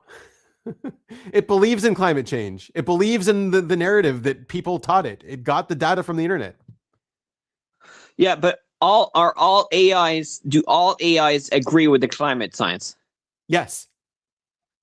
There's none, like Grok. Is Grok more conservative? All AIs are trained on data, and all of the data that's out there is trying to confirm climate change. But I don't know why you are so anti-climate science. Let's say hypothetically you're correct. The solutions to climate change, a lot of them would make the world a better place anyway. No. Obviously, we probably will have a reduction in some economic growth, and it probably will reduce the economic growth in some areas, but we'll still have a good standard of living. No. All right, give me an example. So let's say we do start messing with the climate. We do start trying to make the earth cooler. And I've seen a bunch of dumb ideas that might actually work if they pull them off. Nobody should be putting out clouds of this weird chemical in the atmosphere to try to make the earth cooler. That shouldn't happen. We should not do that. Okay, I'm not talking about geoengineering. Geoengineering, not optional, but all the other solutions can be good without believing climate change. Right. Now, because of peak oil. I'm talking about peak oil and the environment. The other thing is if we quadruple the amount of carbon dioxide in the atmosphere, we quadruple it. Like that's huge. That would be a net positive for all life on Earth. Net positive. Carbon dioxide is like it's like water for it's like the building material for life. And if you take it out of the atmosphere, life doesn't work as well. Plants don't work as well. They're trying to breathe parts per million. It's obviously incredible that plants could suck out parts per million of carbon dioxide in order to build themselves, build sugars, build proteins, build everything that we need to live. So if we can help them out, ask the AI how much CO2 is the limit for plant growth, like before plants start to die. What's the limit of CO2 in the atmosphere? CO2 is inert. CO2 is very inert. No, I'm saying what's the limit of how much CO2 in the atmosphere before nature starts collapsing because reduction in CO2?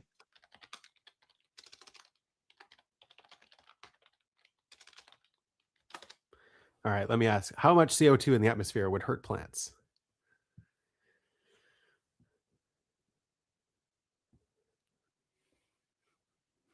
Ask the AI.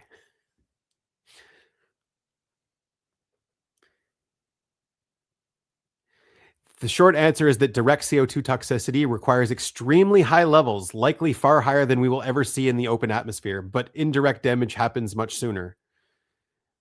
When asking if CO2 hurts plants, 1 second, we have to look at it in two ways: poisoning, too much gas, versus malnutrition and stress, side effects of the gas. Direct toxicity. When does CO2 become a poison? If you're strictly asking at what concentration does CO2 physically kill a plant, the number is incredibly high. No. Optimal growth greenhouse. No, I'm talking about reduction.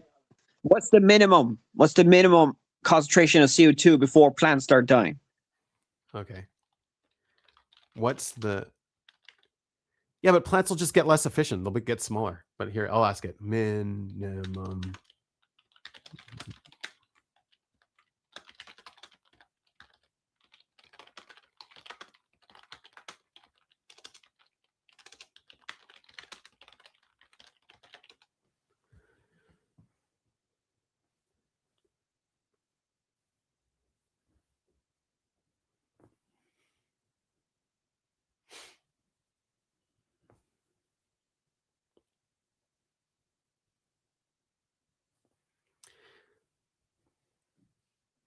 The minimum level depends on whether you mean stop growing or dies completely. For the vast majority of plants, including trees and most crops, the danger zone begins around 150 parts per million.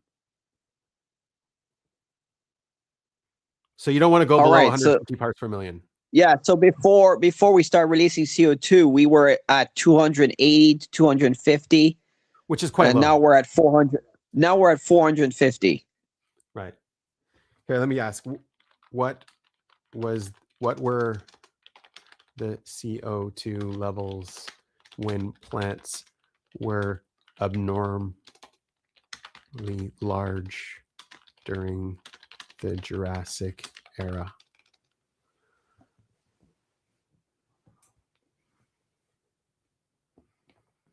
Unpacking Jurassic atmospheres, analyzing Jurassic data points, clarifying the Jurassic picture.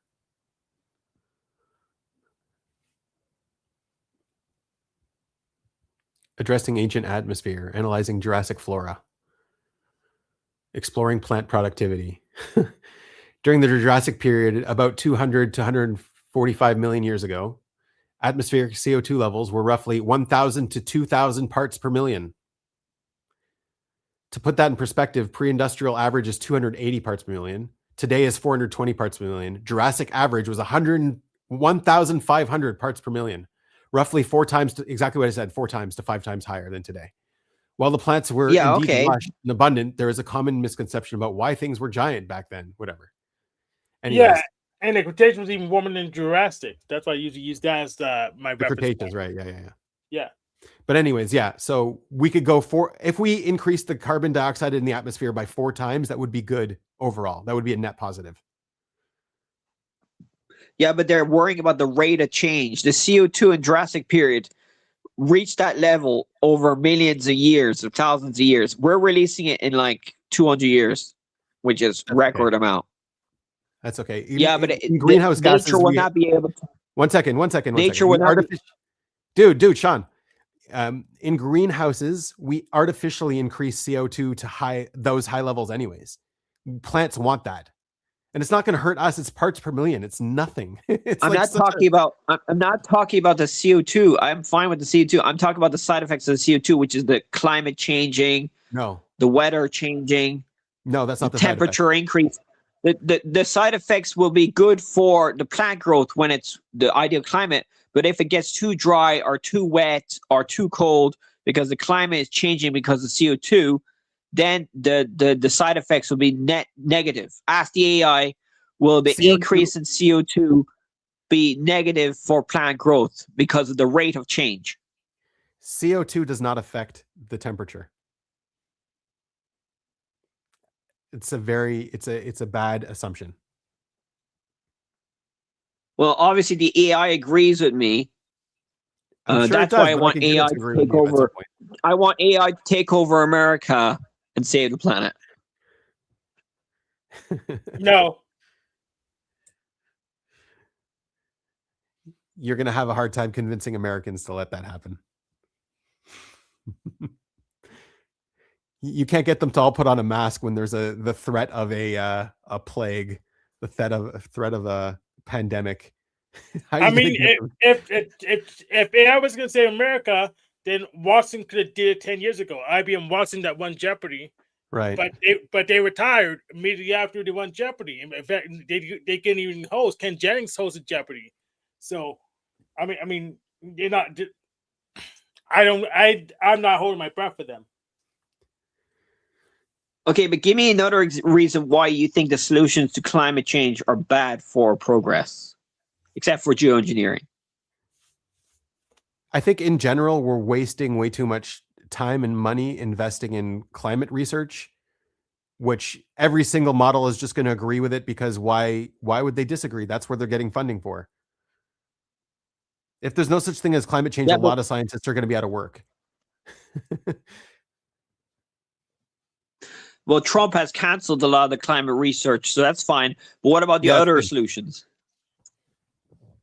Well, that's why it's, and then, yeah, there's lots of solutions. So I don't think it's, okay, so there's a lot of people who are doing green engineering, which I think they would be doing anyway, even if climate change was like, it became like this all or nothing mentality. Like everyone who was green conscious and who wants good things for the planet sort of used climate change as their scientific backing for why we need to do it.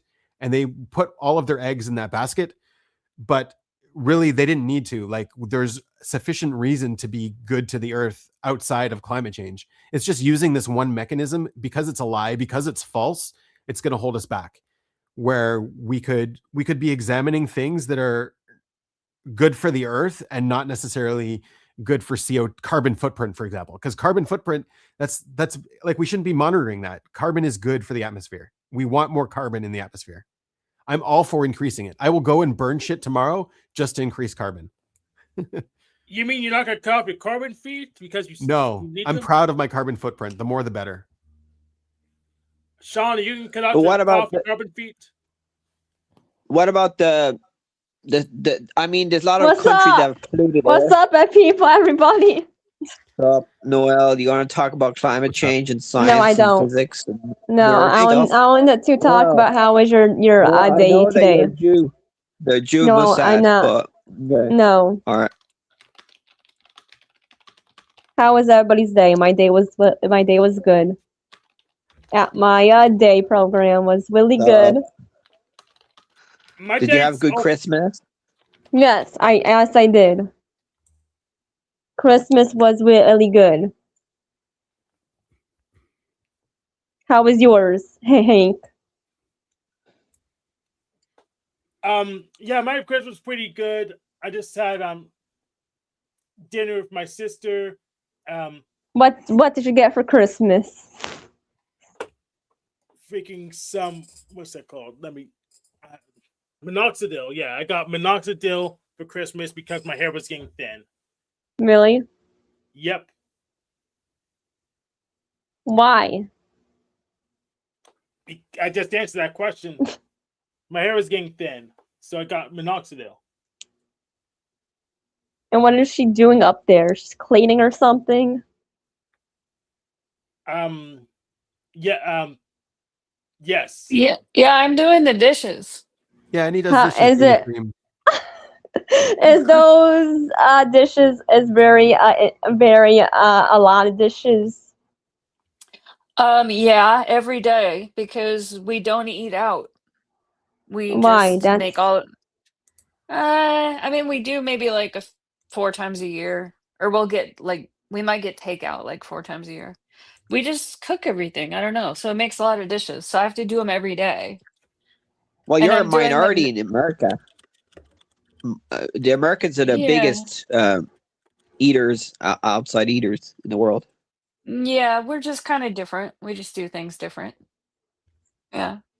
And I'm so, are you done in India? They with eat a lot with of the takeaway food. dishes? No, I need to finish the dishes because I want to wash my dog later on. And so I need to get all the other chores done so I have time to wash the dog. And you have earpods to listening to this? Yeah. Mm-hmm. And how would they work? Can you tell me? I really want to get them. How Like AirPods work? yes. How? I would say you should go to YouTube and type in how do AirPods work, and somebody can explain it to you because I don't know. I do know. So okay, Hank will tell you. Yeah. So there's radios that go over using the Bluetooth standards, which is like a modified Wi-Fi, and those radios could connect to your PC or phone, and then your and inside your called AirPods, there's a speaker that will decode the light signal and also a sound signal embedded in the light signal. Is it really good than headphones or no? Which one's good, Hank? Yes, Oh. they're good. Then my headphones. The issue is that the mics are usually not that good because they don't have as much space to put mic recording equipment. But for playback, they're great. They're great for playback, but they're not good for recording because there's less power in the microphone.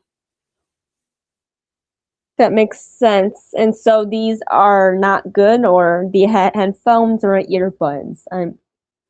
The earphones are better in every way except for the fact that they take up more space. So that makes. So what? So there's trade-offs. So if you're big on traveling, then earpods work better. But if you want higher quality, then headphones work better.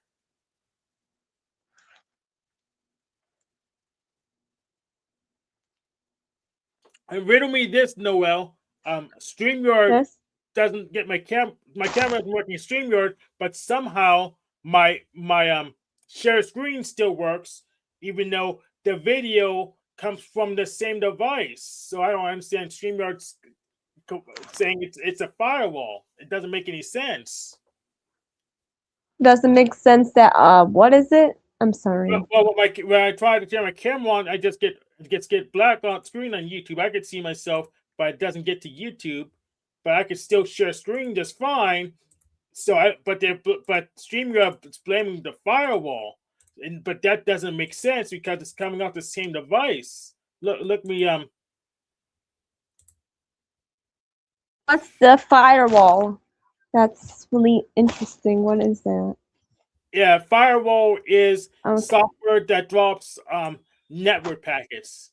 But my share screen works just fine, so it can't be the firewall. It's just enshrification in the software.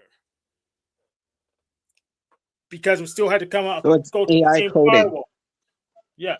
So did they bad AI coding or something? I don't know who coded it, but they done goofed. Can AI code now? Do they use AI as coding stuff? AI can code for 50 years. Right. That's what compilers are.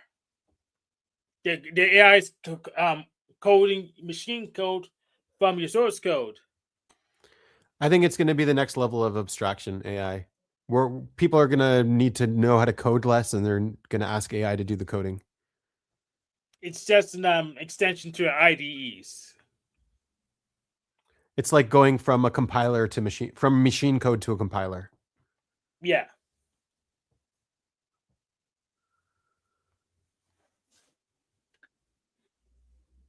Now they can spitball. So faster. what do you think is the problem, Hank? Is it the code or something else? The problem's there in enshrification. They've been raising prices and be lower in quality. They're by cutting testing. So the stuff that used to work just fine stopped working just fine. And they're charging me more to get what I get. And that grinds my gears.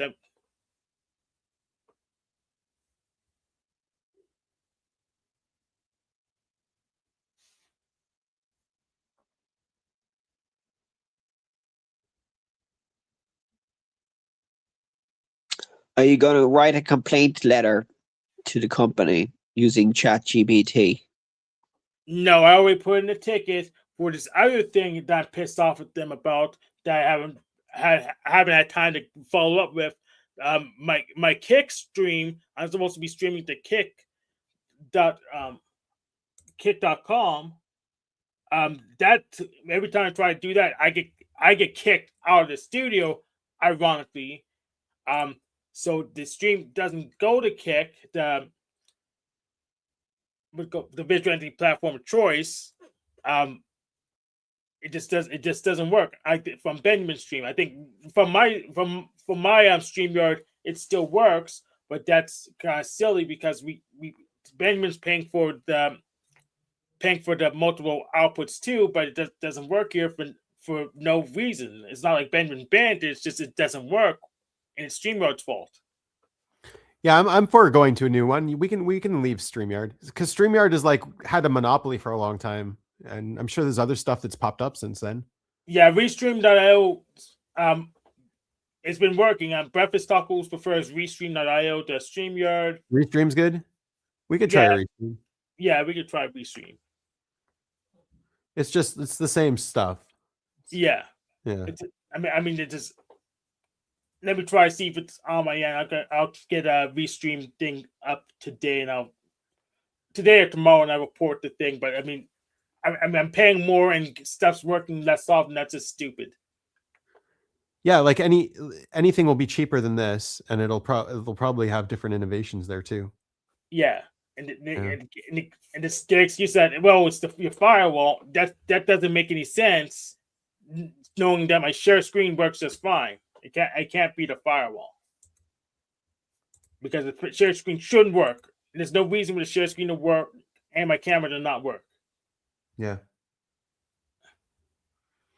Also, the tools in StreamYard are pretty limited. I don't know how they are other places. Maybe everyone is limited, but they don't really have any introduction options. They just have that countdown thing. It's that you can add more stuff to it, but then Yeah, you there's a can. lot of but it's annoying. It is, yeah. You can add it yourself, yeah, but there's no like automatic generator of it or Really? no AI integration, nothing. Yeah, the most AI integration is just you can what we call on my side. I can use AI to give the thumbnail, and that's not too.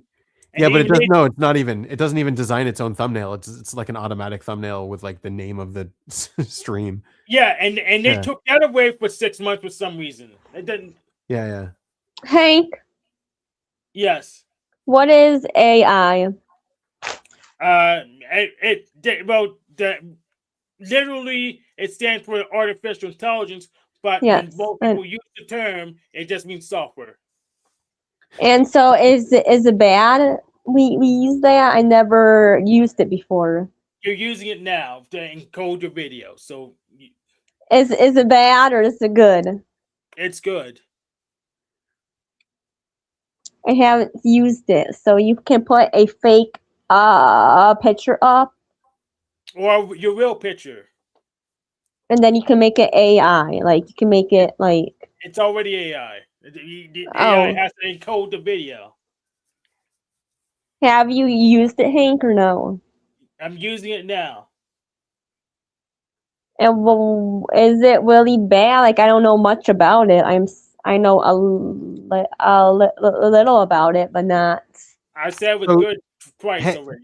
Hank is just going to confuse you, Noel, because he's using the term very, very, very generally. There's different specific reasons you would design AI, and they've been designed for so many reasons for such a long time. But the new ones are linked to producing images and to producing text. And so those are the popular ones that people are using. And people are using the text producing ones to interact with and pretend like they're human. That makes sense. Yeah. And I think it's software that teaches itself, learns by itself, or you add information to it and it'll turn that information into something else that you want it to be or something. I don't know exactly how it works, but it's pretty smart. It doesn't learn by itself. They spend a whole lot of money and a whole lot of time stuffing the whole internet into it. Look, it's a tool. It's very useful. All of the time and money was used for something. It was productive. There's a lot of uses for it, and it's only going to get better and more useful. We're going to be more dependent on it, not less. But I heard there's a limit to how much you can learn. Sorry. But what about hammers? Are hammers good or bad? They're a tool. Yeah. Same thing. You're right. Yeah.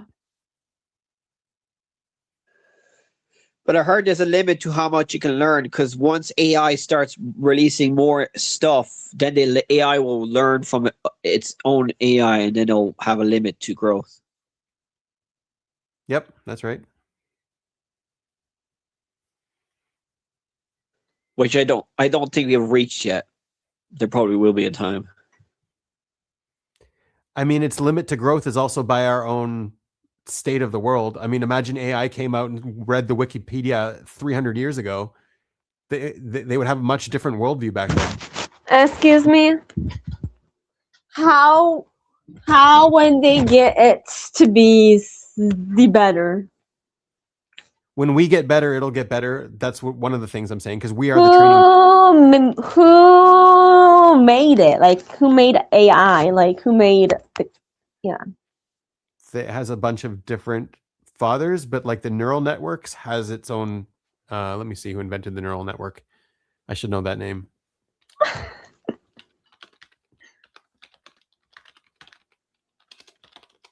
Alan Turing and this English fella recently. No, that's a different thing. That he made the Turing machine. Warren McCulloch and Walter Pitts is what they're attributing it to it.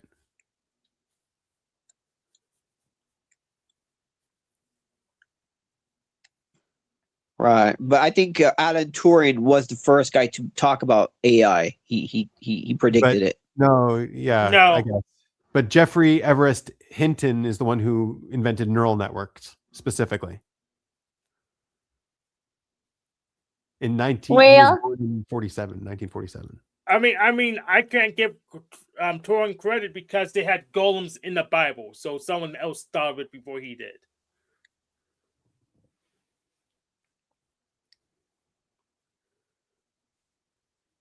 Right. I have a question for Noel. Hey, yes, are you listening? Yeah. yes, So I've noticed you're very curious. You like to understand how things work.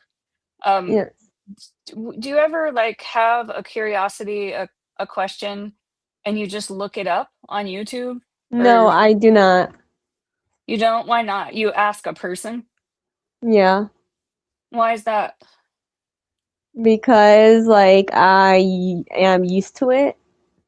Mm, yeah, High But play. how did you come here? yeah. You're curious about us. You must be trained by the CIA to make pretend that you're No, special needs, but you're not. no.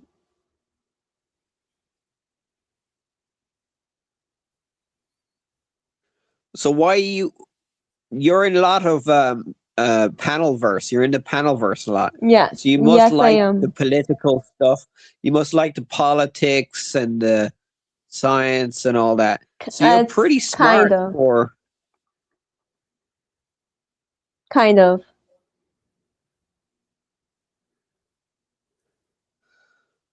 so you like the politics and religion and science stuff?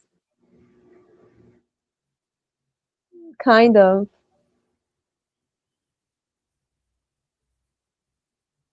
All right.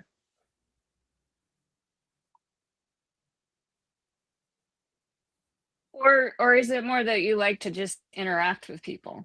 Like you like to see people and interact with them and say hi, how are you? What are you up to? My It's like both. my theory is she just really wants to talk about her day, so she asks everyone so that someone eventually asks her. Mm-hmm. Yeah. That's my current working hypothesis as well. Yes. Yeah, like an EJ thing. Yeah. Yeah, yes, and so she has her own channel, but she likes she wants to play. So Yeah. She just likes to hang out and interact. Yeah. I mean, that's why I'm here. I'm not really that into a lot of things. Well, no, I'm into a lot of things shallowly, but I'm not like deep into all this, the political and the science stuff. But you consume on your own too. Yes, yeah, and when I'm curious, I look things up. I generally look things up first before asking. You know. Yeah. Yeah. I have no idea why there would be another way. Yeah. Well, if Yeah, you just have a whole bunch of servants, You they'll could look ask things up God. on your behalf. So you I want mean, to it's do it yourself. crazy. You know, my sister will ask me questions, text me a question and I'll say, "Let me Google that for you." Right. You know, it's like it just seems like such a roundabout way to gain information. To get to Google, yeah. Yeah. Totally. But yeah, humans are very curious animals. So if we didn't have curiosity, we'll still be in the Stone Age. I mean, that's the brain for you. I mean, they say when we started cooking food is when our brains evolved very quickly or something. Or some say it's because we took mushrooms. Because there's a period in the past where the evolution of the brain changed quickly. And there's some theories that say it's because of the cooking of food, or it's magic mushrooms, or it's something else. Not sure. Do you know what a box jellyfish is, Sean? Say that again. My internet went off. Do you know what a box jellyfish is? Yeah, but it's still not as smart as a human being. I mean, the dumbest human on earth is probably smarter than a box jellyfish. Yeah. It's probably one of the most simple cognitions. Yeah. But do you know how it works? Have you seen it at all? Yeah, is it that very small, very poisonous thing in hot waters? No, it has a specific prey that it eats, and it has to go out far away from land during the night. It's got to navigate the world a little bit. And so what it actually has 4 eye brains. It has 4 brains connected to eyes, and each of those eyes has four different kinds of eyes that are scanning the environment in different ways. So you have these 4 eye brains that are all trying to work together to try to coordinate how do we navigate this world that we're seeing. And it sees the world in a very low resolution picture. It's not seeing anything that we would consider sensory. It's seeing gradients in the atmosphere. It's seeing weird stuff to navigate the world. But it's working together. These 4 eye brains work together and navigate the oceans and survive and reproduce and do all that stuff all on their own. But basically what happens is, like, what happens if you have one eye brain saying we need to move left and the other eye brain says we need to move right, and they have a contradiction. So, like, how would you resolve those contradictions between the eye brains? And so, like, that's what you would need for cognition, for some kind of consciousness. You need something to get those different representations from the different eye brains and resolve them, make some kind of decision on them. So get the representations, manipulate the representations, and make decisions. Excuse me, like, why did you ask that question to me?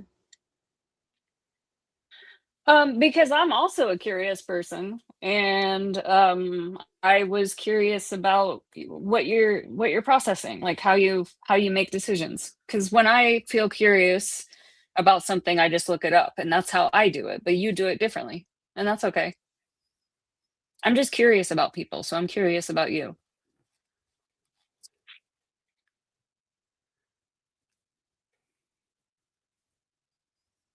Oh, like, do a lot of Benjamin, we people didn't look understand things half up? what you said there. Sorry. Do a lot of people look things up? Yeah, a lot of people look things up. Like your question, if I was wondering how AirPods work, I wasn't, because I don't really care. I just use them and I like them because they're convenient. But if I wanted to know, I would go to YouTube and just type in how do AirPods work. And there's probably like a nice video that explains it in simple language. So that would just be my approach,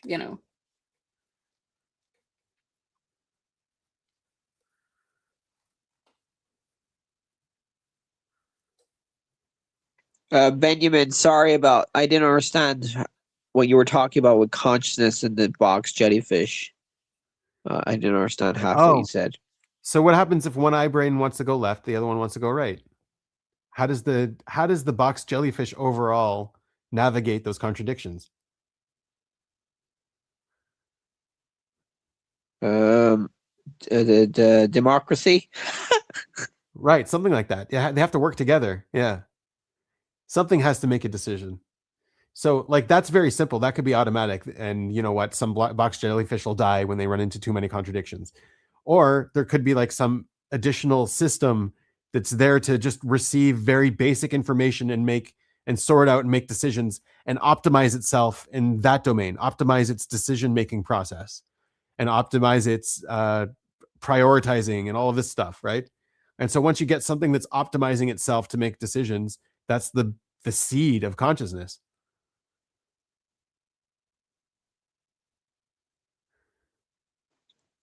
No, I looked up consciousness on YouTube there. There's a short video how it explains it. And I don't know Yeah, if you're not much on YouTube. So you're saying that all living creatures have consciousness or something?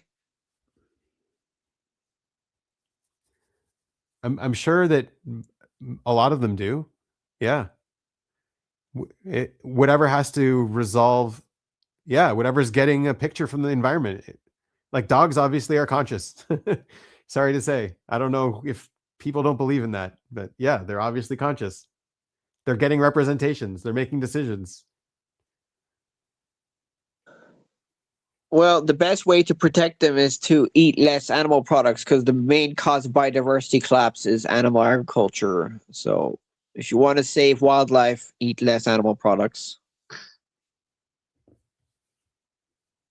Sure. I mean, I didn't notice. I was an environmentalist for like long time, and then my sister shared me a video called Cowspiracy. It's on Netflix. It explains to you how animal agriculture is the main cause of biodiversity collapse, and the water pollution and CO2 emissions. Well, it's up there in CO2 emissions, and it's very bad ethically for the animals too. They're not treated well. I like how Benjamin didn't bother to pat himself on the back, even though he's already a vegetarian. You didn't even bother to pat yourself on the back for moral high ground because you're a vegetarian, even though you are. So, I'm giving you a hand for that. Thank you. Well, you just let the cat out of the bag. Sean won't remember. Good for you, Benjamin. Are you buying the Remilk? You know, there's a company in Israel now that's making fake milk out of fermented bacteria or fungus, and they're selling it in shops, and it tastes just like milk. It's amazing. I've never tried it. No. The company is called Remilk, and they're selling it in shops in Israel. They're only in Israel. They're pretty cool. I'm following them. I never heard of it. Yeah, so they're hoping to replace a lot of the dairy industry with fake milk. Yeah. I know there's a company here too that does fake eggs, but like they look like eggs, they crack like eggs, they cook like eggs. It's kind of weird. What the heck? How do you manage to emulate eggs? I know. I can understand the beat up eggs, but actually they can fake the shell too. That's interesting. I gotta look into that. I mean, yes, that's why I think that the biggest, if you want to save nature and all the wild animals, the main way to save it is reducing animal agriculture, plant-rich diet. And it's also good for our health. If you eat too much meat, which a lot of the Western world does, and increasingly in the poor countries, it's not as good for our health because we eat too much saturated fats. And saturated fats, a lot of it comes from animal products like dairy and the saturated fat and meat and stuff like that. And nitrates and salt and all that.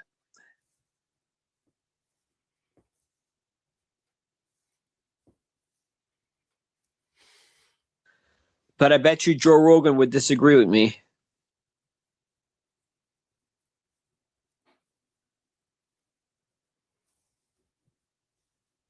Joe Rogan would choke you out. Yeah, but I would trigger him so hard with my facts. He would die of heart attack from the truth. Hurts so much. I thought the truth set you free, though. No, some people just can't handle the truth. Oh, Sean, I looked into different slave trades because you were pointing at the slave thing for a little bit, and yeah, I saw about the Arabs slave trade. It lasted like 400 years. It was pretty horrible. It seems like a Holocaust, like really, really bad. Yeah, I heard the South Koreans. I mean, the Asians were at it too. Like all cultures were big slave, but I think the Aborigines or like some tribal people weren't as big into slavery. I think it was more the developed civilizations that had more slaves. I could be wrong. What I saw from the Arab slave trade is they were trading weapons for slaves. So the more slaves they would get, the more weapons they would give, and they would go out and catch more slaves in Africa. So we're just making Africans turn on each other. And it lasted like 400 years. And they didn't give people water so much in the desert on the way. So basically only about 20% of them survived. They would castrate all of the men and use all of the women as concubines. And they just treated them as like chattel. It seems like a very horrible period of history, a very dark thing that no one really knows. It's like, it's worse than the Holocaust by far. I bet you they use religion as an excuse. A lot of those people had religion as an excuse. No, I don't think it was religion as an excuse, but they had no morals to keep to. Yeah, they were very no morals with the slaves. Like all slave trades are bad, right? But there's bad slave trades, and then there's like that. They're really bad. Yeah, that could be up there, but I heard that the Asians were pretty bad. I heard the South Koreans had the worst slavery in the world or something. The South Koreans? Yeah, I could be wrong there. But yeah, I mean, humans, our morals have changed. Like, we've progressed. Like, moral wise, pedophilia was probably more common back, and it was accepted back in the day. And slavery and murder. I heard murder was way more common back in the day as well. Probably. So technology, like they say, fossil fuels, like the car is equivalent to 400 slaves of energy. So fossil fuels has replaced a lot of the labor, manual labor that people had to work for, which was used by slaves a lot back in the day. Also, the financial system has replaced a lot of slaves. How so? I thought the financial system aided it as well. Yeah, pretty much. Yeah.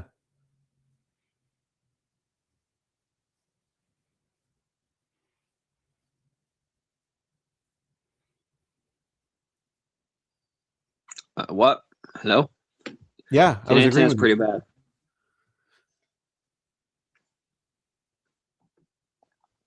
So in the future, AI will be our slave. No, the AI will turn us into slaves. No. You got it right the first time.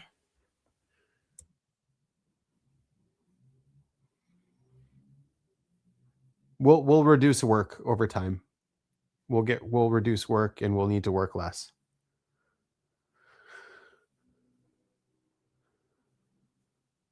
Well, they say that we actually work more now than we did in the Stone Age. Some people are saying, but I think we're No, probably not at all. working more mentally, not physically.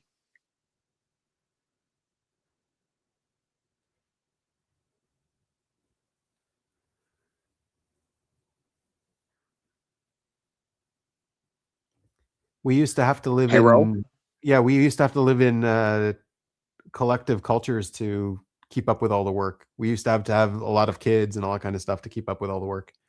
Big families. Like just getting a laundry machine, how much work does that reduce? You know what I mean? Yeah. But imagine if we evolved differently and we evolved to be more solitary, we wouldn't have progressed as much. We'd be still probably around, but we probably won't be as We wouldn't have civilizations. We wouldn't have as much language. We wouldn't have as much art. I think the nomadic life, like the tribes, like the really tribal Stone Age lifestyle people, maybe they are less social than other humans. No, they're more social. They're more social. Ancient civilizations are way more social.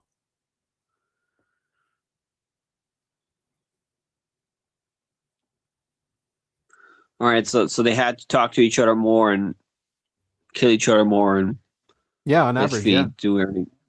Yeah. Okay.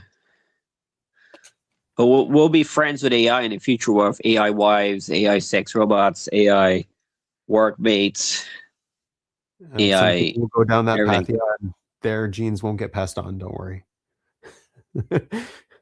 Yeah, but the AI wife will be able to have babies, but it'll be like a robot, half human with like. Probably not. We talked about also being able to like clone yourself and stuff like that. It'll be a weird world.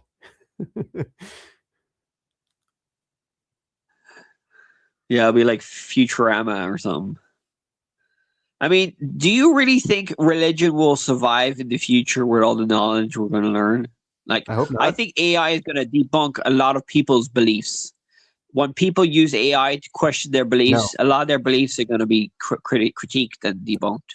No, AI will just solidify beliefs. Yeah, it will just solidify beliefs.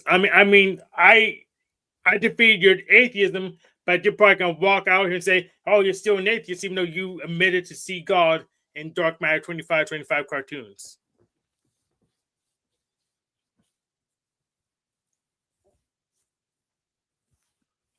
Yeah, obviously you could change AI to be more pro your side.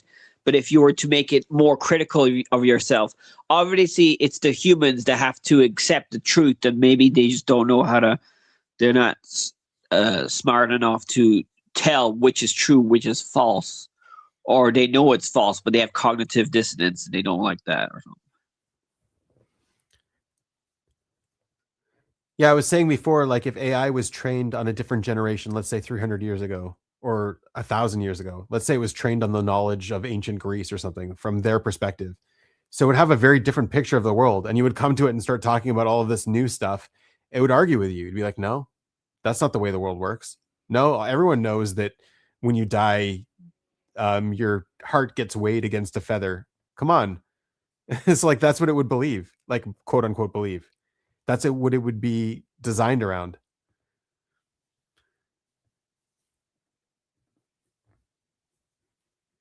Yeah, but I still think that AI is going to make a lot of people that I disagree with question their beliefs. I could be wrong, though. I hope it's correct, but it might also make people believe in worse, more falsehoods, too. Sean, Hopefully have not. you heard of chatbot psychosis? No, I heard there's some people that kill themselves from AI and stuff like that. Yeah. So chatbot psychosis has been someone uses the chatbot to reinforce their beliefs, and they just dig into them even though the facts contradict their beliefs. So that's going to happen to There's that too, weak-minded yeah. people. Yeah, so that's going to happen to weak-minded people, and the opposite of what you hope will happen will happen.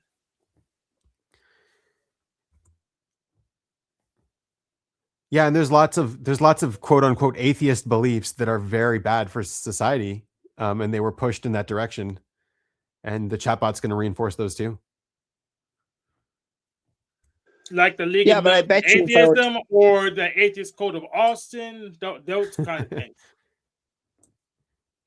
Yeah, but I bet you if I were to talk to the AI about my morals and my beliefs, it would probably criticize some of it. Like, it probably say, I would say hypothetically, what would happen in the future if atheists were take over and we're all vegan? And I've asked that already, actually. But there is obviously there is some negative side effects, but mainly positive, I think. Subjectively, obviously. They took over the USSR, and then the economy crashed. So The problem with AI is it's dumber than the smartest people, and it's smarter than the stupidest people. So for some people, it's going to be a net positive.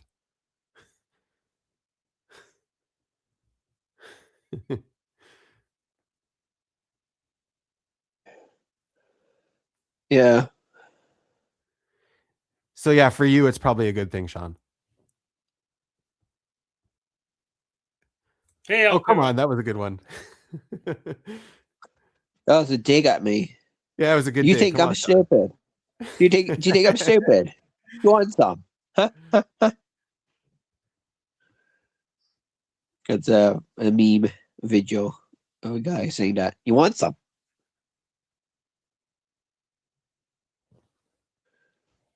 I'm gonna let someone else talk. It's monetary.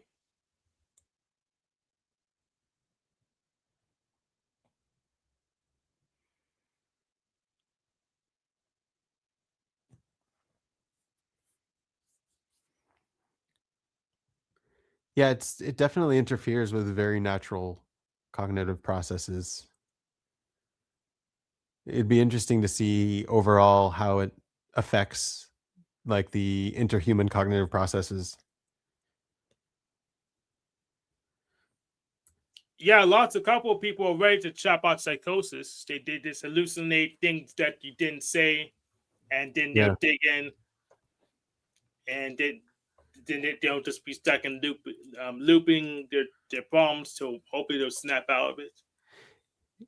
Yeah, I mean, there are people out there anyways that are just looking to reaffirm their beliefs anyways. So it's not like AI is making it worse. It would have been bad probably regardless. But yeah, it doesn't help for sure if an AI is agreeing with you and you're wrong. But this is saving a lot of money because before they had to go to a therapist to validate their beliefs. So, right.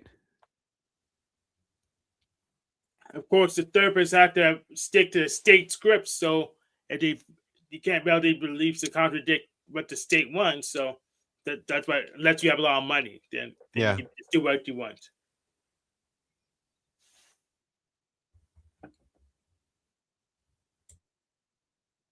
You know the way they say there's only one truth. So there's only one moral way to do things. There's only one scientific way to do things. We're all trying to find the truth. Not at all. I don't. That doesn't make any sense at all, because truth is just a feeling.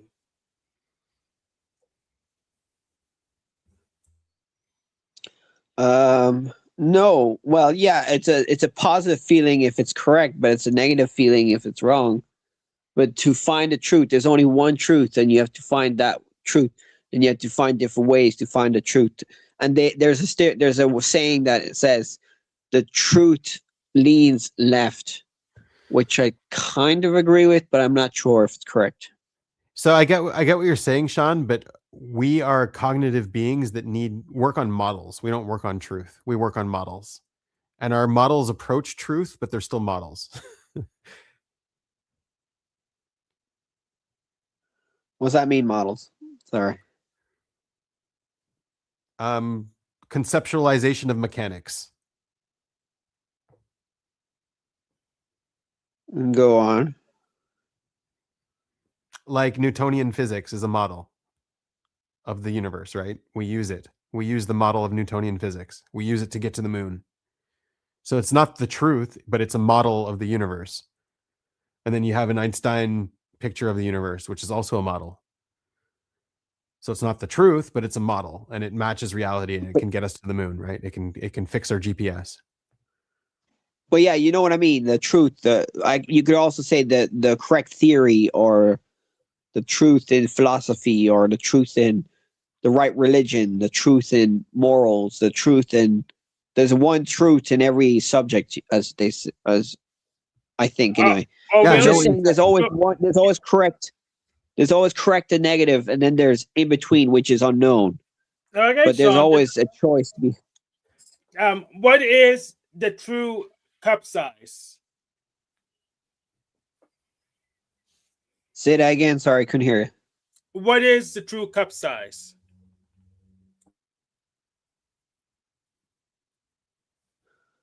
Oh, I don't know. But I think if you were to apply statistics to it, it's probably a cup size. You mean like for like drinking? See, it's so ambiguous, you don't know where to start. Well, you know what I mean by truth. It's like we use truth to mean different things. I'm not saying I'm saying it's like philosophy stuff. I'm talking smack here, probably, which is what a lot of philosophy is, really. Yeah, and I just destroy your notion of much effort at all. I mean, you don't know where to start with the question because you don't know what kind of cup I'm talking about. So they can't really be a true cup size because it's more than one kind of cup. The other thing we do is we work in narratives. So we also identify truth with a narrative, which again, narratives are just one perspective.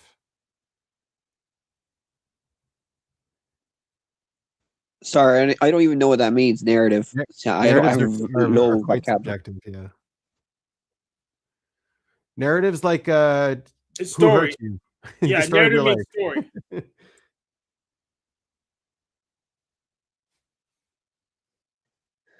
Yeah, but that is very subjective. Like stories, like they could be fake stories or true stories, like factual stories or true stories. And then you also have reality based on our own paradigms, right? So we can never really know what reality is. We just have sensory information and stuff like that. But we can say whatever that sensory information is, it came from something that was real, and that reality is true. So that's also a way to look at truth, right? So yeah, so reality is what we see with the scientific method, the laws of nature, everything around us, basically. But some of the reality that we have is fake, is not real, I think.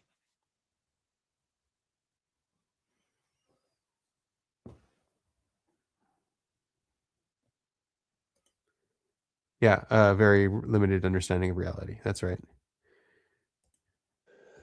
But some of our reality can be false. Right. So we model reality in narratives a lot of the time. Which can be false stories. Yes. By definition, they have to be false. But they're the way we represent reality.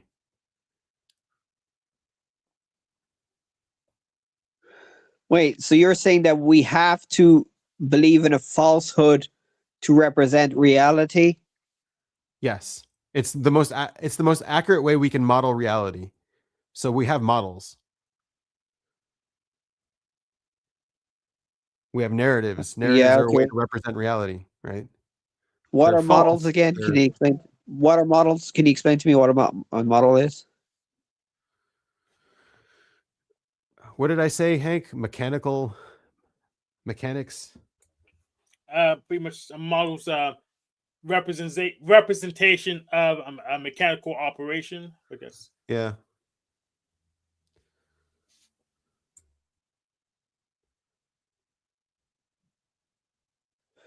So you're basically saying that we need falsehoods in the beginning to get to the truth. We start off with a religion, let's say, which is false.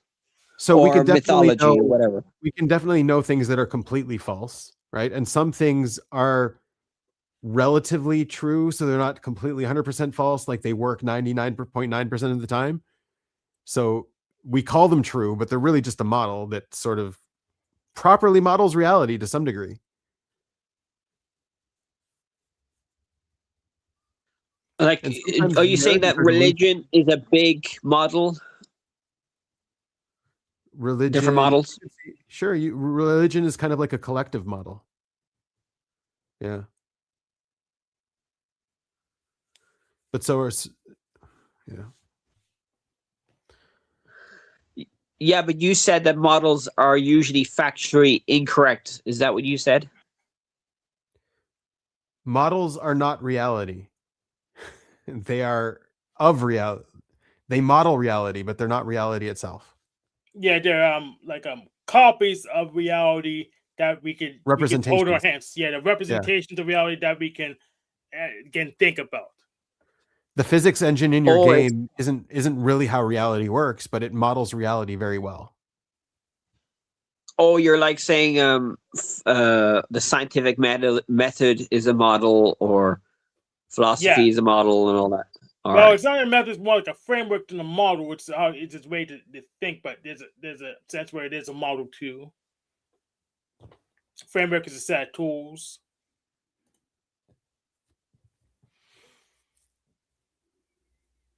Like, I was listening to this Christian channel, apologist channel, and he said, "Can you use a scientific method to prove the scientific method?"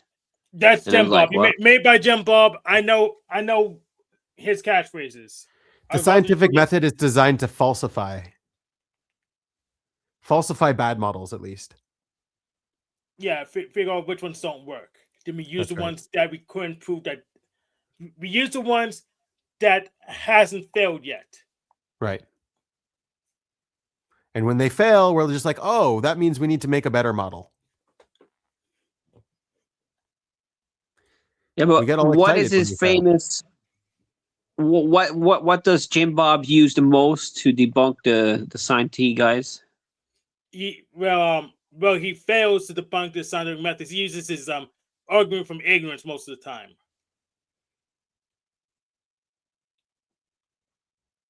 Which is, sorry, man, I'm new to this. I don't understand it. Therefore, it's wrong.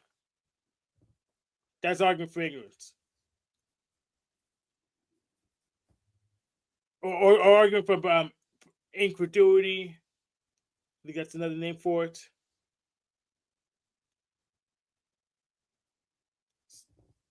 Oh yeah, they use a lot of the presuppositional argument. I don't get that.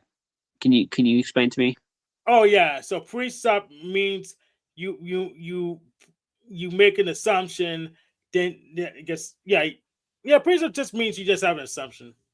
It's really not that big a deal, except the fact that usually it seems something strange, like they assume everyone's an Orthodox Christian. They start from their own. Everyone starts from their own worldview, but falls apart once they start. That other people start talking, and they got to their conclusions anyways. When that breaks their model, they don't make any sense anymore.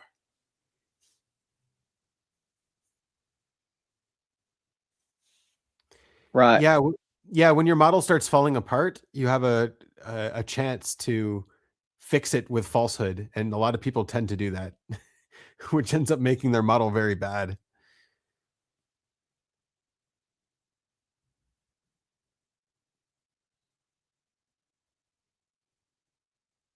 Right.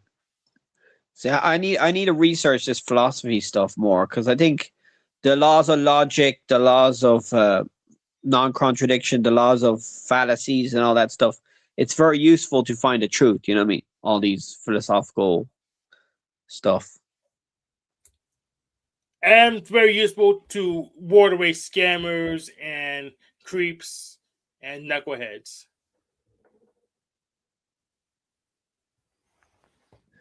Yep.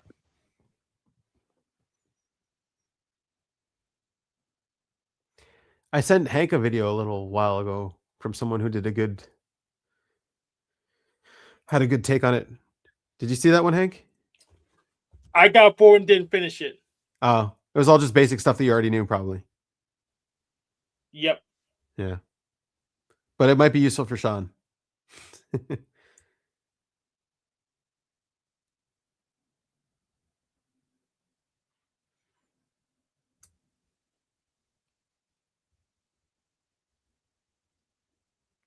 So Right. LVPS 17 says, Benjamin, you could maybe use Descartes, think, therefore am, if familiar for explanation. So I think that's the mean. I think, therefore I am. Yeah. You could take it all the way back down to there. Some people really get stuck in the solipsistic view of the world, but you could relate it all back down to there. Yeah. Oh, sorry. What solipsism? What does that mean? Well, you get stuck into your own consciousness, and the only thing that's real is your own cognition and stuff like that. I think, therefore I am. Your existence is your thought.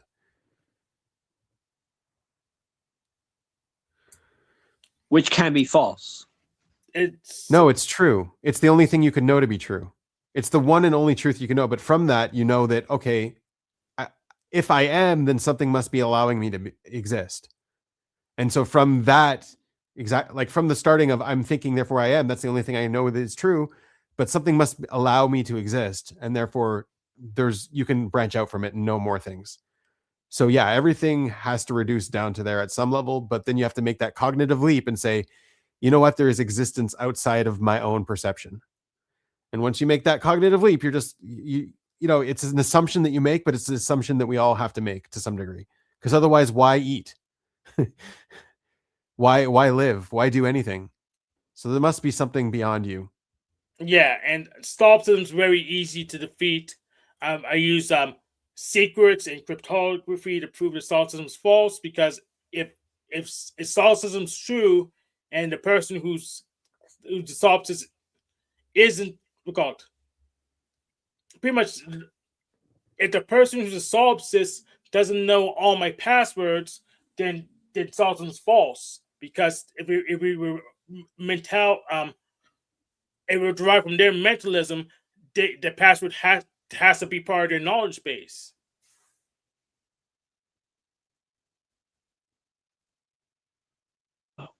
Sorry, Hank. I didn't understand a lot what you said there. It was a bit choppy, the internet. Yeah, solipsism was true. They would know all the passwords. Okay, Hank. And that's how we prove it's false, because you're right. Solipsism is false. Otherwise, they would know all the passwords. Yeah. All right. I thought that logic makes sense.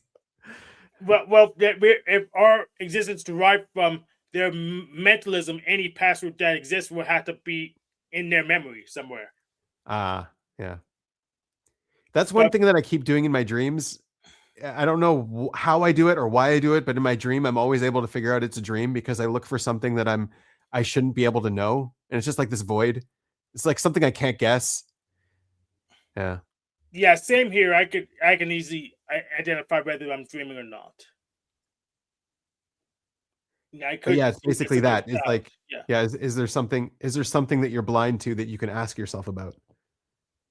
Yeah. Yeah. So I've been lucid dreaming for over 20 years now. Okay. So it doesn't happen often, but every so often I wake up from that. I'm just like, oh, I figured out I was in a dream. That's why I woke up. Oh, it's Brown's Boys in the chat.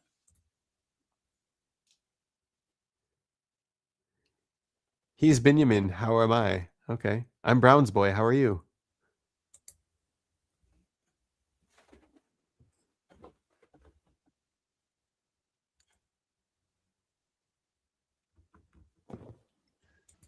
Sorry, I still don't get solipsism. So solipsism is a guy who thinks he knows it all, so he doesn't need to do anything. What? Yeah. No. No. All right, let's get a definition working for solipsism. God damn it.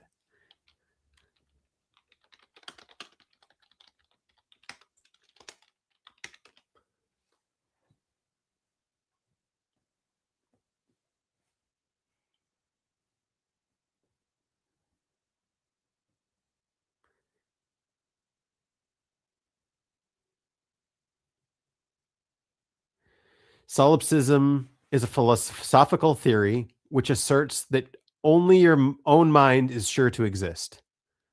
At its core, it's the idea you cannot truly prove the existence of anything outside of your own consciousness, including the physical world, other people, or historical events. To a strict solipsist, everything else might just be a dream, a hallucination, or a simulation created by your own mind. And they have three types here that it says. There's a metaphysical solipsism, the extreme view. This is the boldest form. It claims that self is the only reality.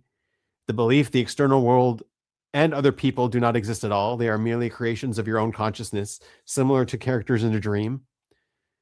The implication, if you die, the entire universe ceases to exist because you are the universe. But how could you even die? Maybe death is a lie. Death is something you created by your own mind. You know, how far can you take it? Okay, the epistemological solipsist, the skeptical view. This is the most common philosophical stance. It does not claim the world definitely doesn't exist. It just claims we cannot prove it does. The belief, the only thing I can know for certain is that I am experiencing thoughts right now. The implication, the external world might exist, but since all my information comes from my unreliable senses, which can be tricked, like in a dream or mirage, I can never be 100% sure. So yeah, I'm kind of more in that camp personally, but I also do believe there is something outside of me. Like I can step over that threshold. I don't need to prove it. Yeah, same here. Yeah. And then there's the methodological solipsism, the tool. This is used by thinkers to build robust theories.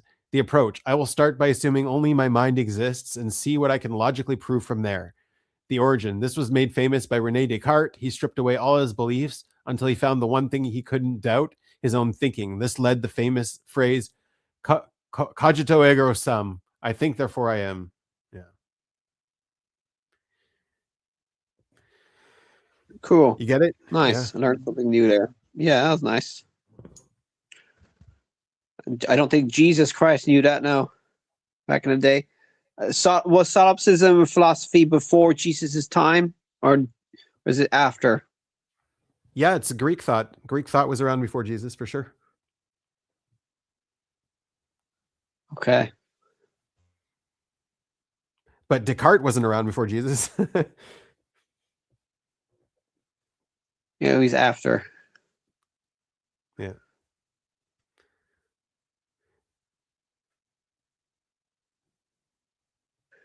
But they say that if religion hadn't taken over, that the Greek philosophies and, well, to be fair, they did still have a lot of myths and stuff.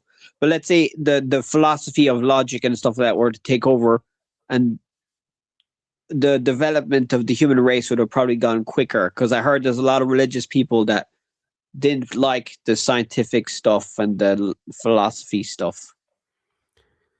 So it's way more messy than you're explaining. A lot of the Greek stuff was incredibly positive for progress in humanity in general, and everybody took a lot of ideas from Greek thought. It was just human thought in general, and they had an open human thought society. So there's a lot of positives there. There's a lot of negatives from their religious view and their worldview of the time as well. But like someone like Aristotle just revolutionized the way we think as human beings. And then like afterwards, if you look at like Galileo, who was a huge contributor to science, he didn't really do the scientific method. He was really bad with the scientific method. And he was proposing things that were true, but he just had no proof he didn't. Yeah. If you look at what he actually tried to propose and tried to do, you'll see that back then, most people would have just sided with the church out of logic. Anyways. But yeah, Aristotle was wrong about a lot of stuff, and it did hold us back, and it did hold science back. And a lot of that came from religion, because religion adopted Aristotle's worldview and solidified it, canonized it.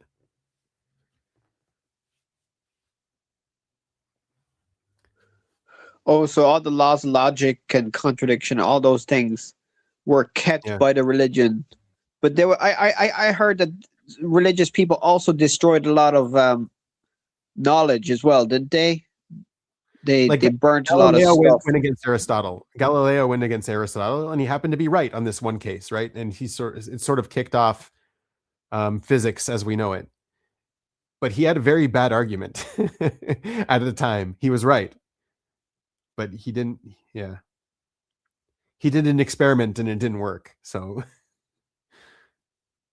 Well, back then, everybody thought the Earth was flat, right? And we were the center of the universe. No. No one thought that. What Galileo said was that, what Galileo said is that if you drop something heavy, Aristotle said something that's heavier falls quicker to the Earth. And so Galileo went out and he's like, are we sure? Let's test it. And so Galileo said, no, heavier stuff doesn't fall to the Earth faster. And they went out and they tested it, and it seemed to, yes, it does actually fall faster. But they didn't consider air resistance and all this other stuff. But but Galileo was right. It doesn't depend on mass how fast something falls to the Earth, especially if you drop them at the same time.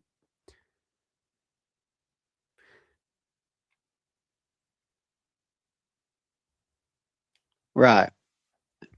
But yeah, Aristotle held us back of a lot of things. Yeah, but on the center of the Earth and the Earth being flat, a lot of those beliefs came from mythology and religion. We watched it last time. We saw a video on parallax. I don't know if have you seen, do you know who parallax is? No. So he came around, I think in the 1700s ish. And he proposed the Earth was flat when we already knew the Earth was round. No one questioned it. It was just common. But he was like a Candace Owen. He was trying to. Sean may know him by another name, Samuel Rowbotham. Have you heard of him? Rowbotham, yeah. Yeah, Sam. No, is he like a Harry Potter character? Yes. Yes. Harry Potter character, and also a used car salesman.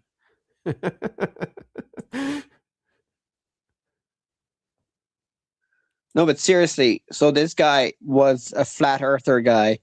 He was the first. He was religious. No, he was the first flat earther, and he did it to entertain people and make money. Come on, it was funny. All of these stuck-up scientists think they know everything, and then he was just poking at them and teasing them and getting them all upset and angry. I would watch that. Yeah, I would watch that too. Yeah, come on. But he invented flat Earth, and we're stuck with it. I do like a good conspiracy theory, but I used to be big into them, but now I'm like, nah, most of it's bullshit. But a lot of people make shit up, like especially now on the internet. They fool people. So it still happens.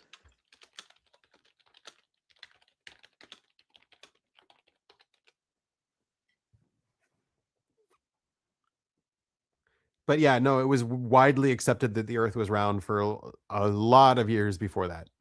Flat Earth is very new. No, but the Bible says that the Earth was flat. So he was born in It implies 1816. So yeah, it was in the 1800s. Yeah, but In the Old London, Testament England. implies that the Earth was flat. No, it doesn't. Yeah, look it up there. Hey, hi. No. Chat GPT right now. No. Why would you want to put the Bible with Chat GPT said the Bible? That doesn't make any sense. Well, you got to tell me a verse. Give me a a verse. Give me a verse. You've got to find it. You made a weird claim that the Bible says the Earth is flat. I don't know how to leave my page. This is weird. I don't know what's going on with my thing. I just heard atheists say that the Bible has verses that imply that the Earth was flat. According no, to that's a straw man. Yeah. Yeah, and they just say there's no proof of God, and then they'll look at a damn cartoon of God and then play peekaboo. It just See is that? darndest things. Say that again. I can't understand your accent. Is Yeah, say again? atheists say the darndest things. They say there's no evidence for God. Then they comment about seeing God in the damn cartoon. Yeah, no. So the Talmud specifically says the Earth is round. It's the sphere. Sorry. No, technically it's a ball because it's full and not hollow. Right, a ball. Right. So it specifically says that. The Old Testament. No, the Talmud specifically says it. The Old Testament doesn't talk about it at all. It does. No, not really. Unless you want to cite. We'll look it up there quickly. I'll look it up. Yeah, go for it.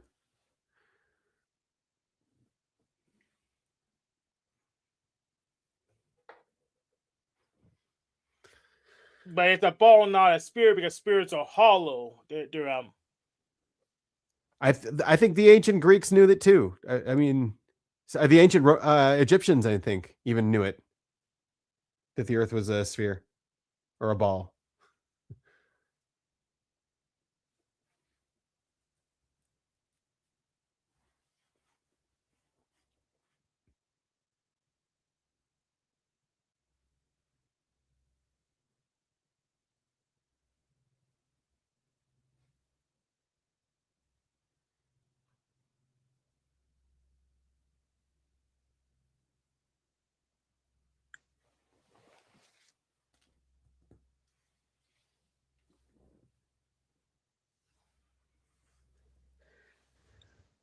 I can't look for it because my StreamYard is all weird. I can't leave the page. The video stops when I leave, so I can't.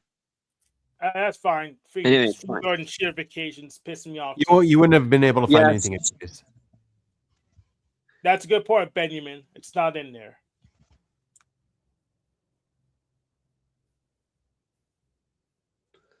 All right, I'll give you that.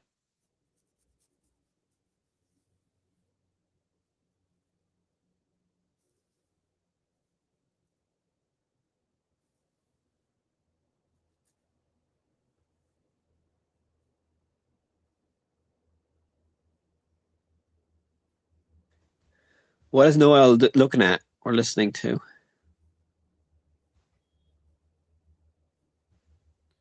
Not us. Noel. Noel, are you listening to some rap music? Rap music videos. Noel, why are you bored? We're talking philosophy and science and She's watching stuff. a video on how AirPods work. Right. I guess we just bored her to hell. Yeah. Right.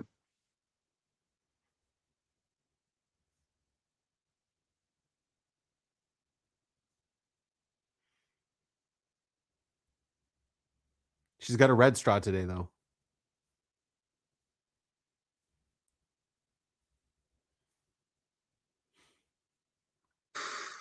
Right. Totally.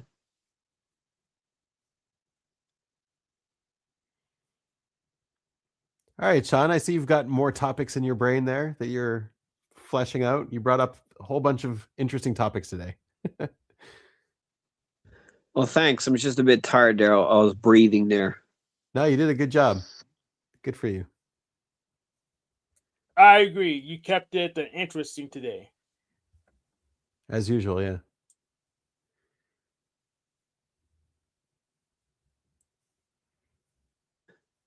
So do you think my personality is the same? What did you say my personality was?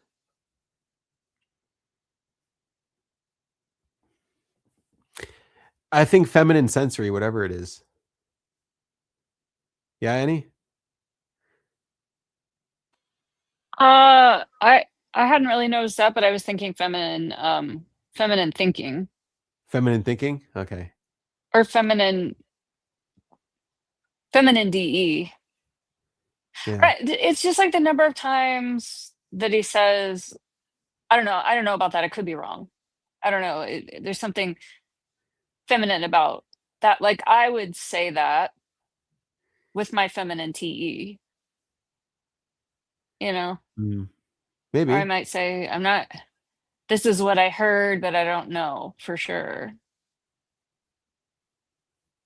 But I also just don't know anything for sure. So that's my blanket caveat statement to everything. So I don't know. Neither do any of us, Annie. I know. Yeah, I know. But like people, like they speak as if they do. Right. Yeah. Feminine. That was kind of triggering for me because yeah, I guess I kind of am feminine, but that's you're not positive, I think. No, feminine. Your sensory is. We're talking about your cognition, not about like you're masculine. You're a masculine guy, right? But your sensory is feminine, I think. What does that mean? Sensory. Like I have masculine sensory, and it just means, I mean, it shows up in certain ways. Like, first of all, I remember things, remember details, but also in the way that I throw things around physically, you know, and that's a combination of masculine FI and masculine sensory. You know, like if I'm frustrated and I'm trying to open something, I'm gonna manhandle it. I don't know. So those are just anecdotes, though. I don't know. So men and female have kind of different personalities. So men have more of a different type of personality than women. Yeah. No, we're talking about masculine and masculine and feminine in terms of just a flavor of the function. It doesn't really have anything to do with men or women. It's like energies, masculine energies, feminine energies. Like everybody has a mix of both. Yeah, Dave and Shan were good with names.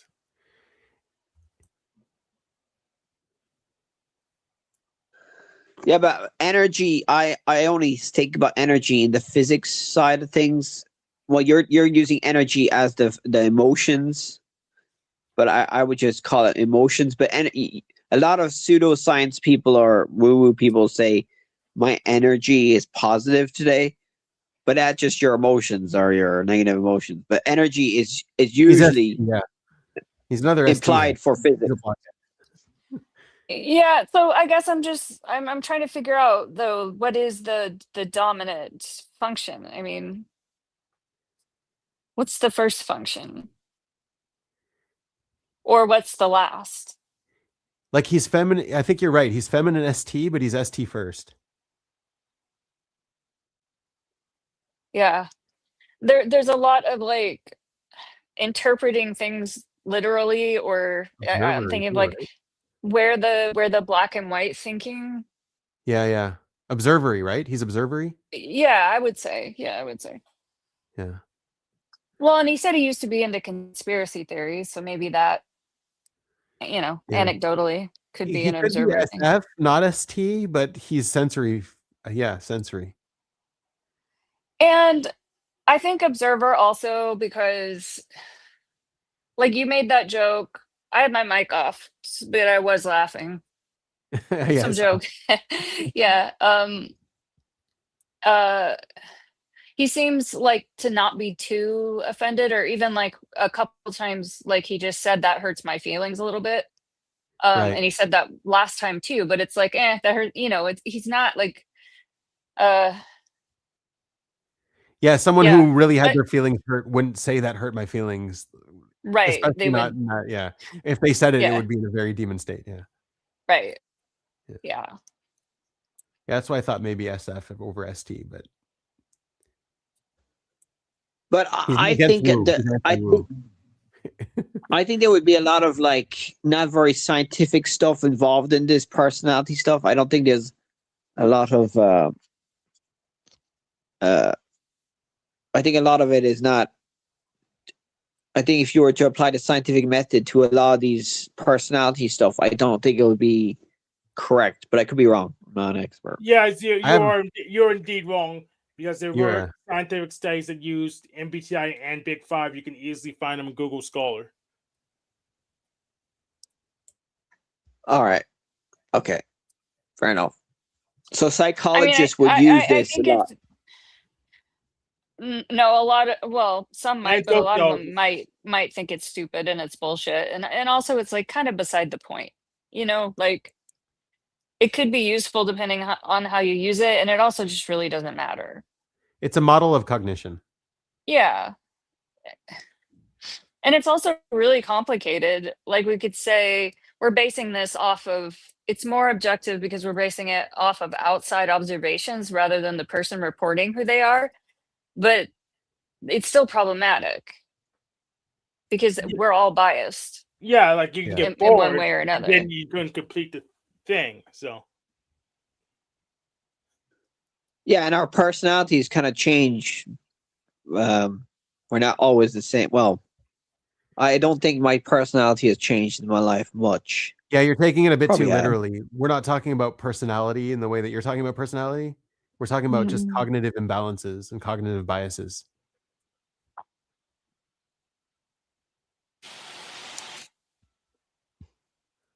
Right.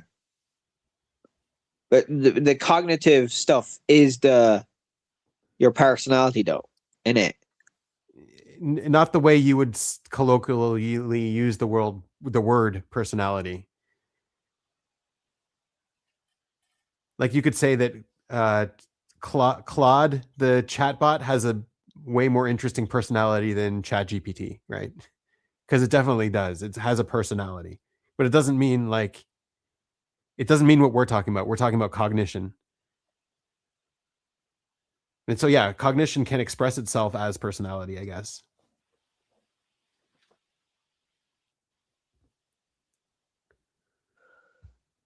So what does cognition mean? I thought it was just your consciousness or something, or the way your brain works. Is that it?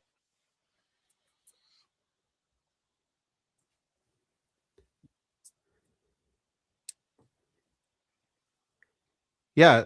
So the way Jung divides it, and prior to Jung, they're also right about it. They're dividing it into just functions that the brain tries to do, that like our cognition tries to do. Our brain is trying to perform certain functions.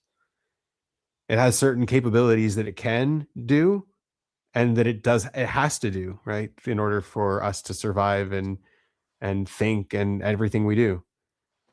So what we're looking at specifically is, okay, out of all these things that the brain can do and has to do, what does it prioritize? Where are the balances? Where are the imbalances?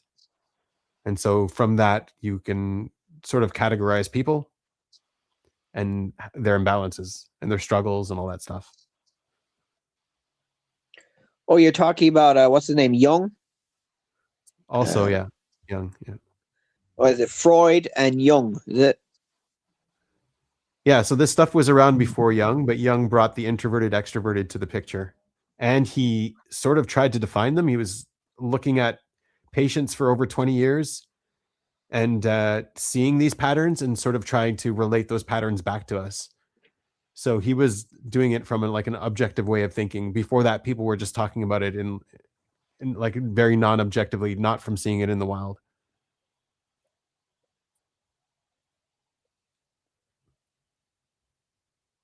Right. Interesting. Because I know that psychology is a young science. It's a young science. Well, it's only been around, or therapy, or what's it called? Therapy, psychology, all that is quite young, no? It's so. Do you know what psychology actually means? Literally, no. The study of the soul.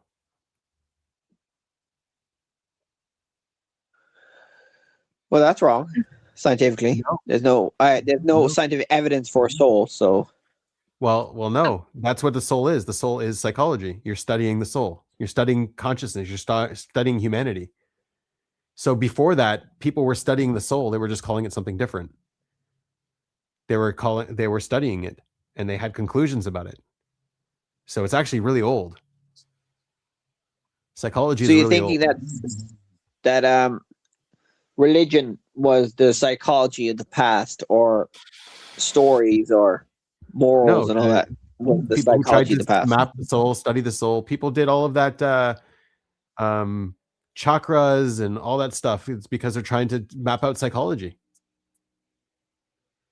What's up, Browns boy? Is your internet working this time? Right. Hello. Hey, what's up? Hi. I am a link clicker. Nice. Yeah, I clicked that link. Sweet. And I'm here. About time. Yeah. You should have Where clicked the link way sooner. Where am I? You're in reality, my guy. This is reality? Whoa.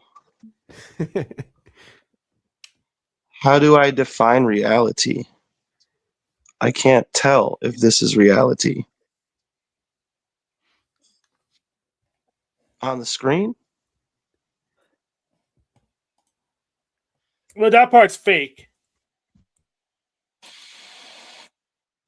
Okay, so I'm participating in reality degeneration. Yep. Okay. It's called entropy. Entropy is the law of everything gets more chaotic or something. Not quite. Close. Do you guys think that this reality that we're in together is controlled? Yes, hopefully I'll be the new management soon.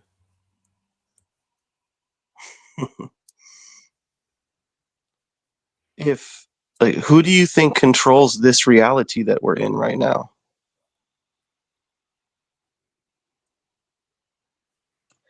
According to the atheist like me, it's the laws of nature, and we don't know what began it all before the Big Bang. It could be the flying spaghetti monster, or some theories they have, like the string theory or whatever. Benjamin knows it all. He's God, so he probably started it all. But yeah. So for the last week, I'm gonna say Trump, because he has a lot of main character energy. He captured the president of Venezuela. So so right now I'm gonna say Trump for the last week. Okay. In this reality, is it okay if I make a sandwich? Have a good one, Andy. Yeah. Thank you for coming. Yeah. I'll see you See guys you next later. week. Bye. Bye. See ya. I'm gonna go make a sandwich in this reality, and I'll be back. Well, here's the issue. I'm sleepy, and Benjamin's also sleepy because he's at night. So by the time you get back, the show will probably be over unless you're very quick. No, this sandwich will probably be the end of my reality with you guys here today. Yeah. Okay. You should jump on earlier and we can have a talk another time. But yeah, it's Thank you always for good seeing you in the inviting me. comments. Yeah, no, it's good seeing you in the comments, and you're always a positive member. You always contribute well, so thanks. Be easy. Take care, guys. All right. All right, I think you guys are going to end it, yeah? Yeah, I guess so. Hank had a fight with him, right? With the Browns. I fight a whole bunch of people. I have fight with we never Paul. fight yet, Hank. We got to start fighting more. We fight, but the thing is, You've been a bit snappy at me lately. Yeah. You've been a bit of a. Yes. We Yeah. do fight, but we're very gentlemanly about our fights. Are we? Okay. Yeah. So if you don't notice, it's just, I'm just kind of weak, so I don't really push you too far. I need to train more. You don't want to antagonize me too much. You're too scared. I get it. I'm scary. All right, we'll go with that.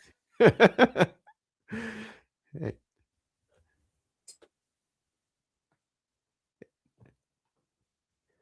Noelle's bobbing her head to some music, it looks like. Is she drumming? I guess so. I like in her reality, even though she's oblivious to a lot of the things. We're all ignorance oblivious is bliss. to most as of they say. everything, yeah. We're also all oblivious to most of reality. Yeah, if we knew all reality, our freaking brains would boil. It's just too much information. Yeah, that's right. Well, anyways, the yeah, we'll AI end with that could one. know. All right, but the AI will know everything. No, it won't. Bye. Even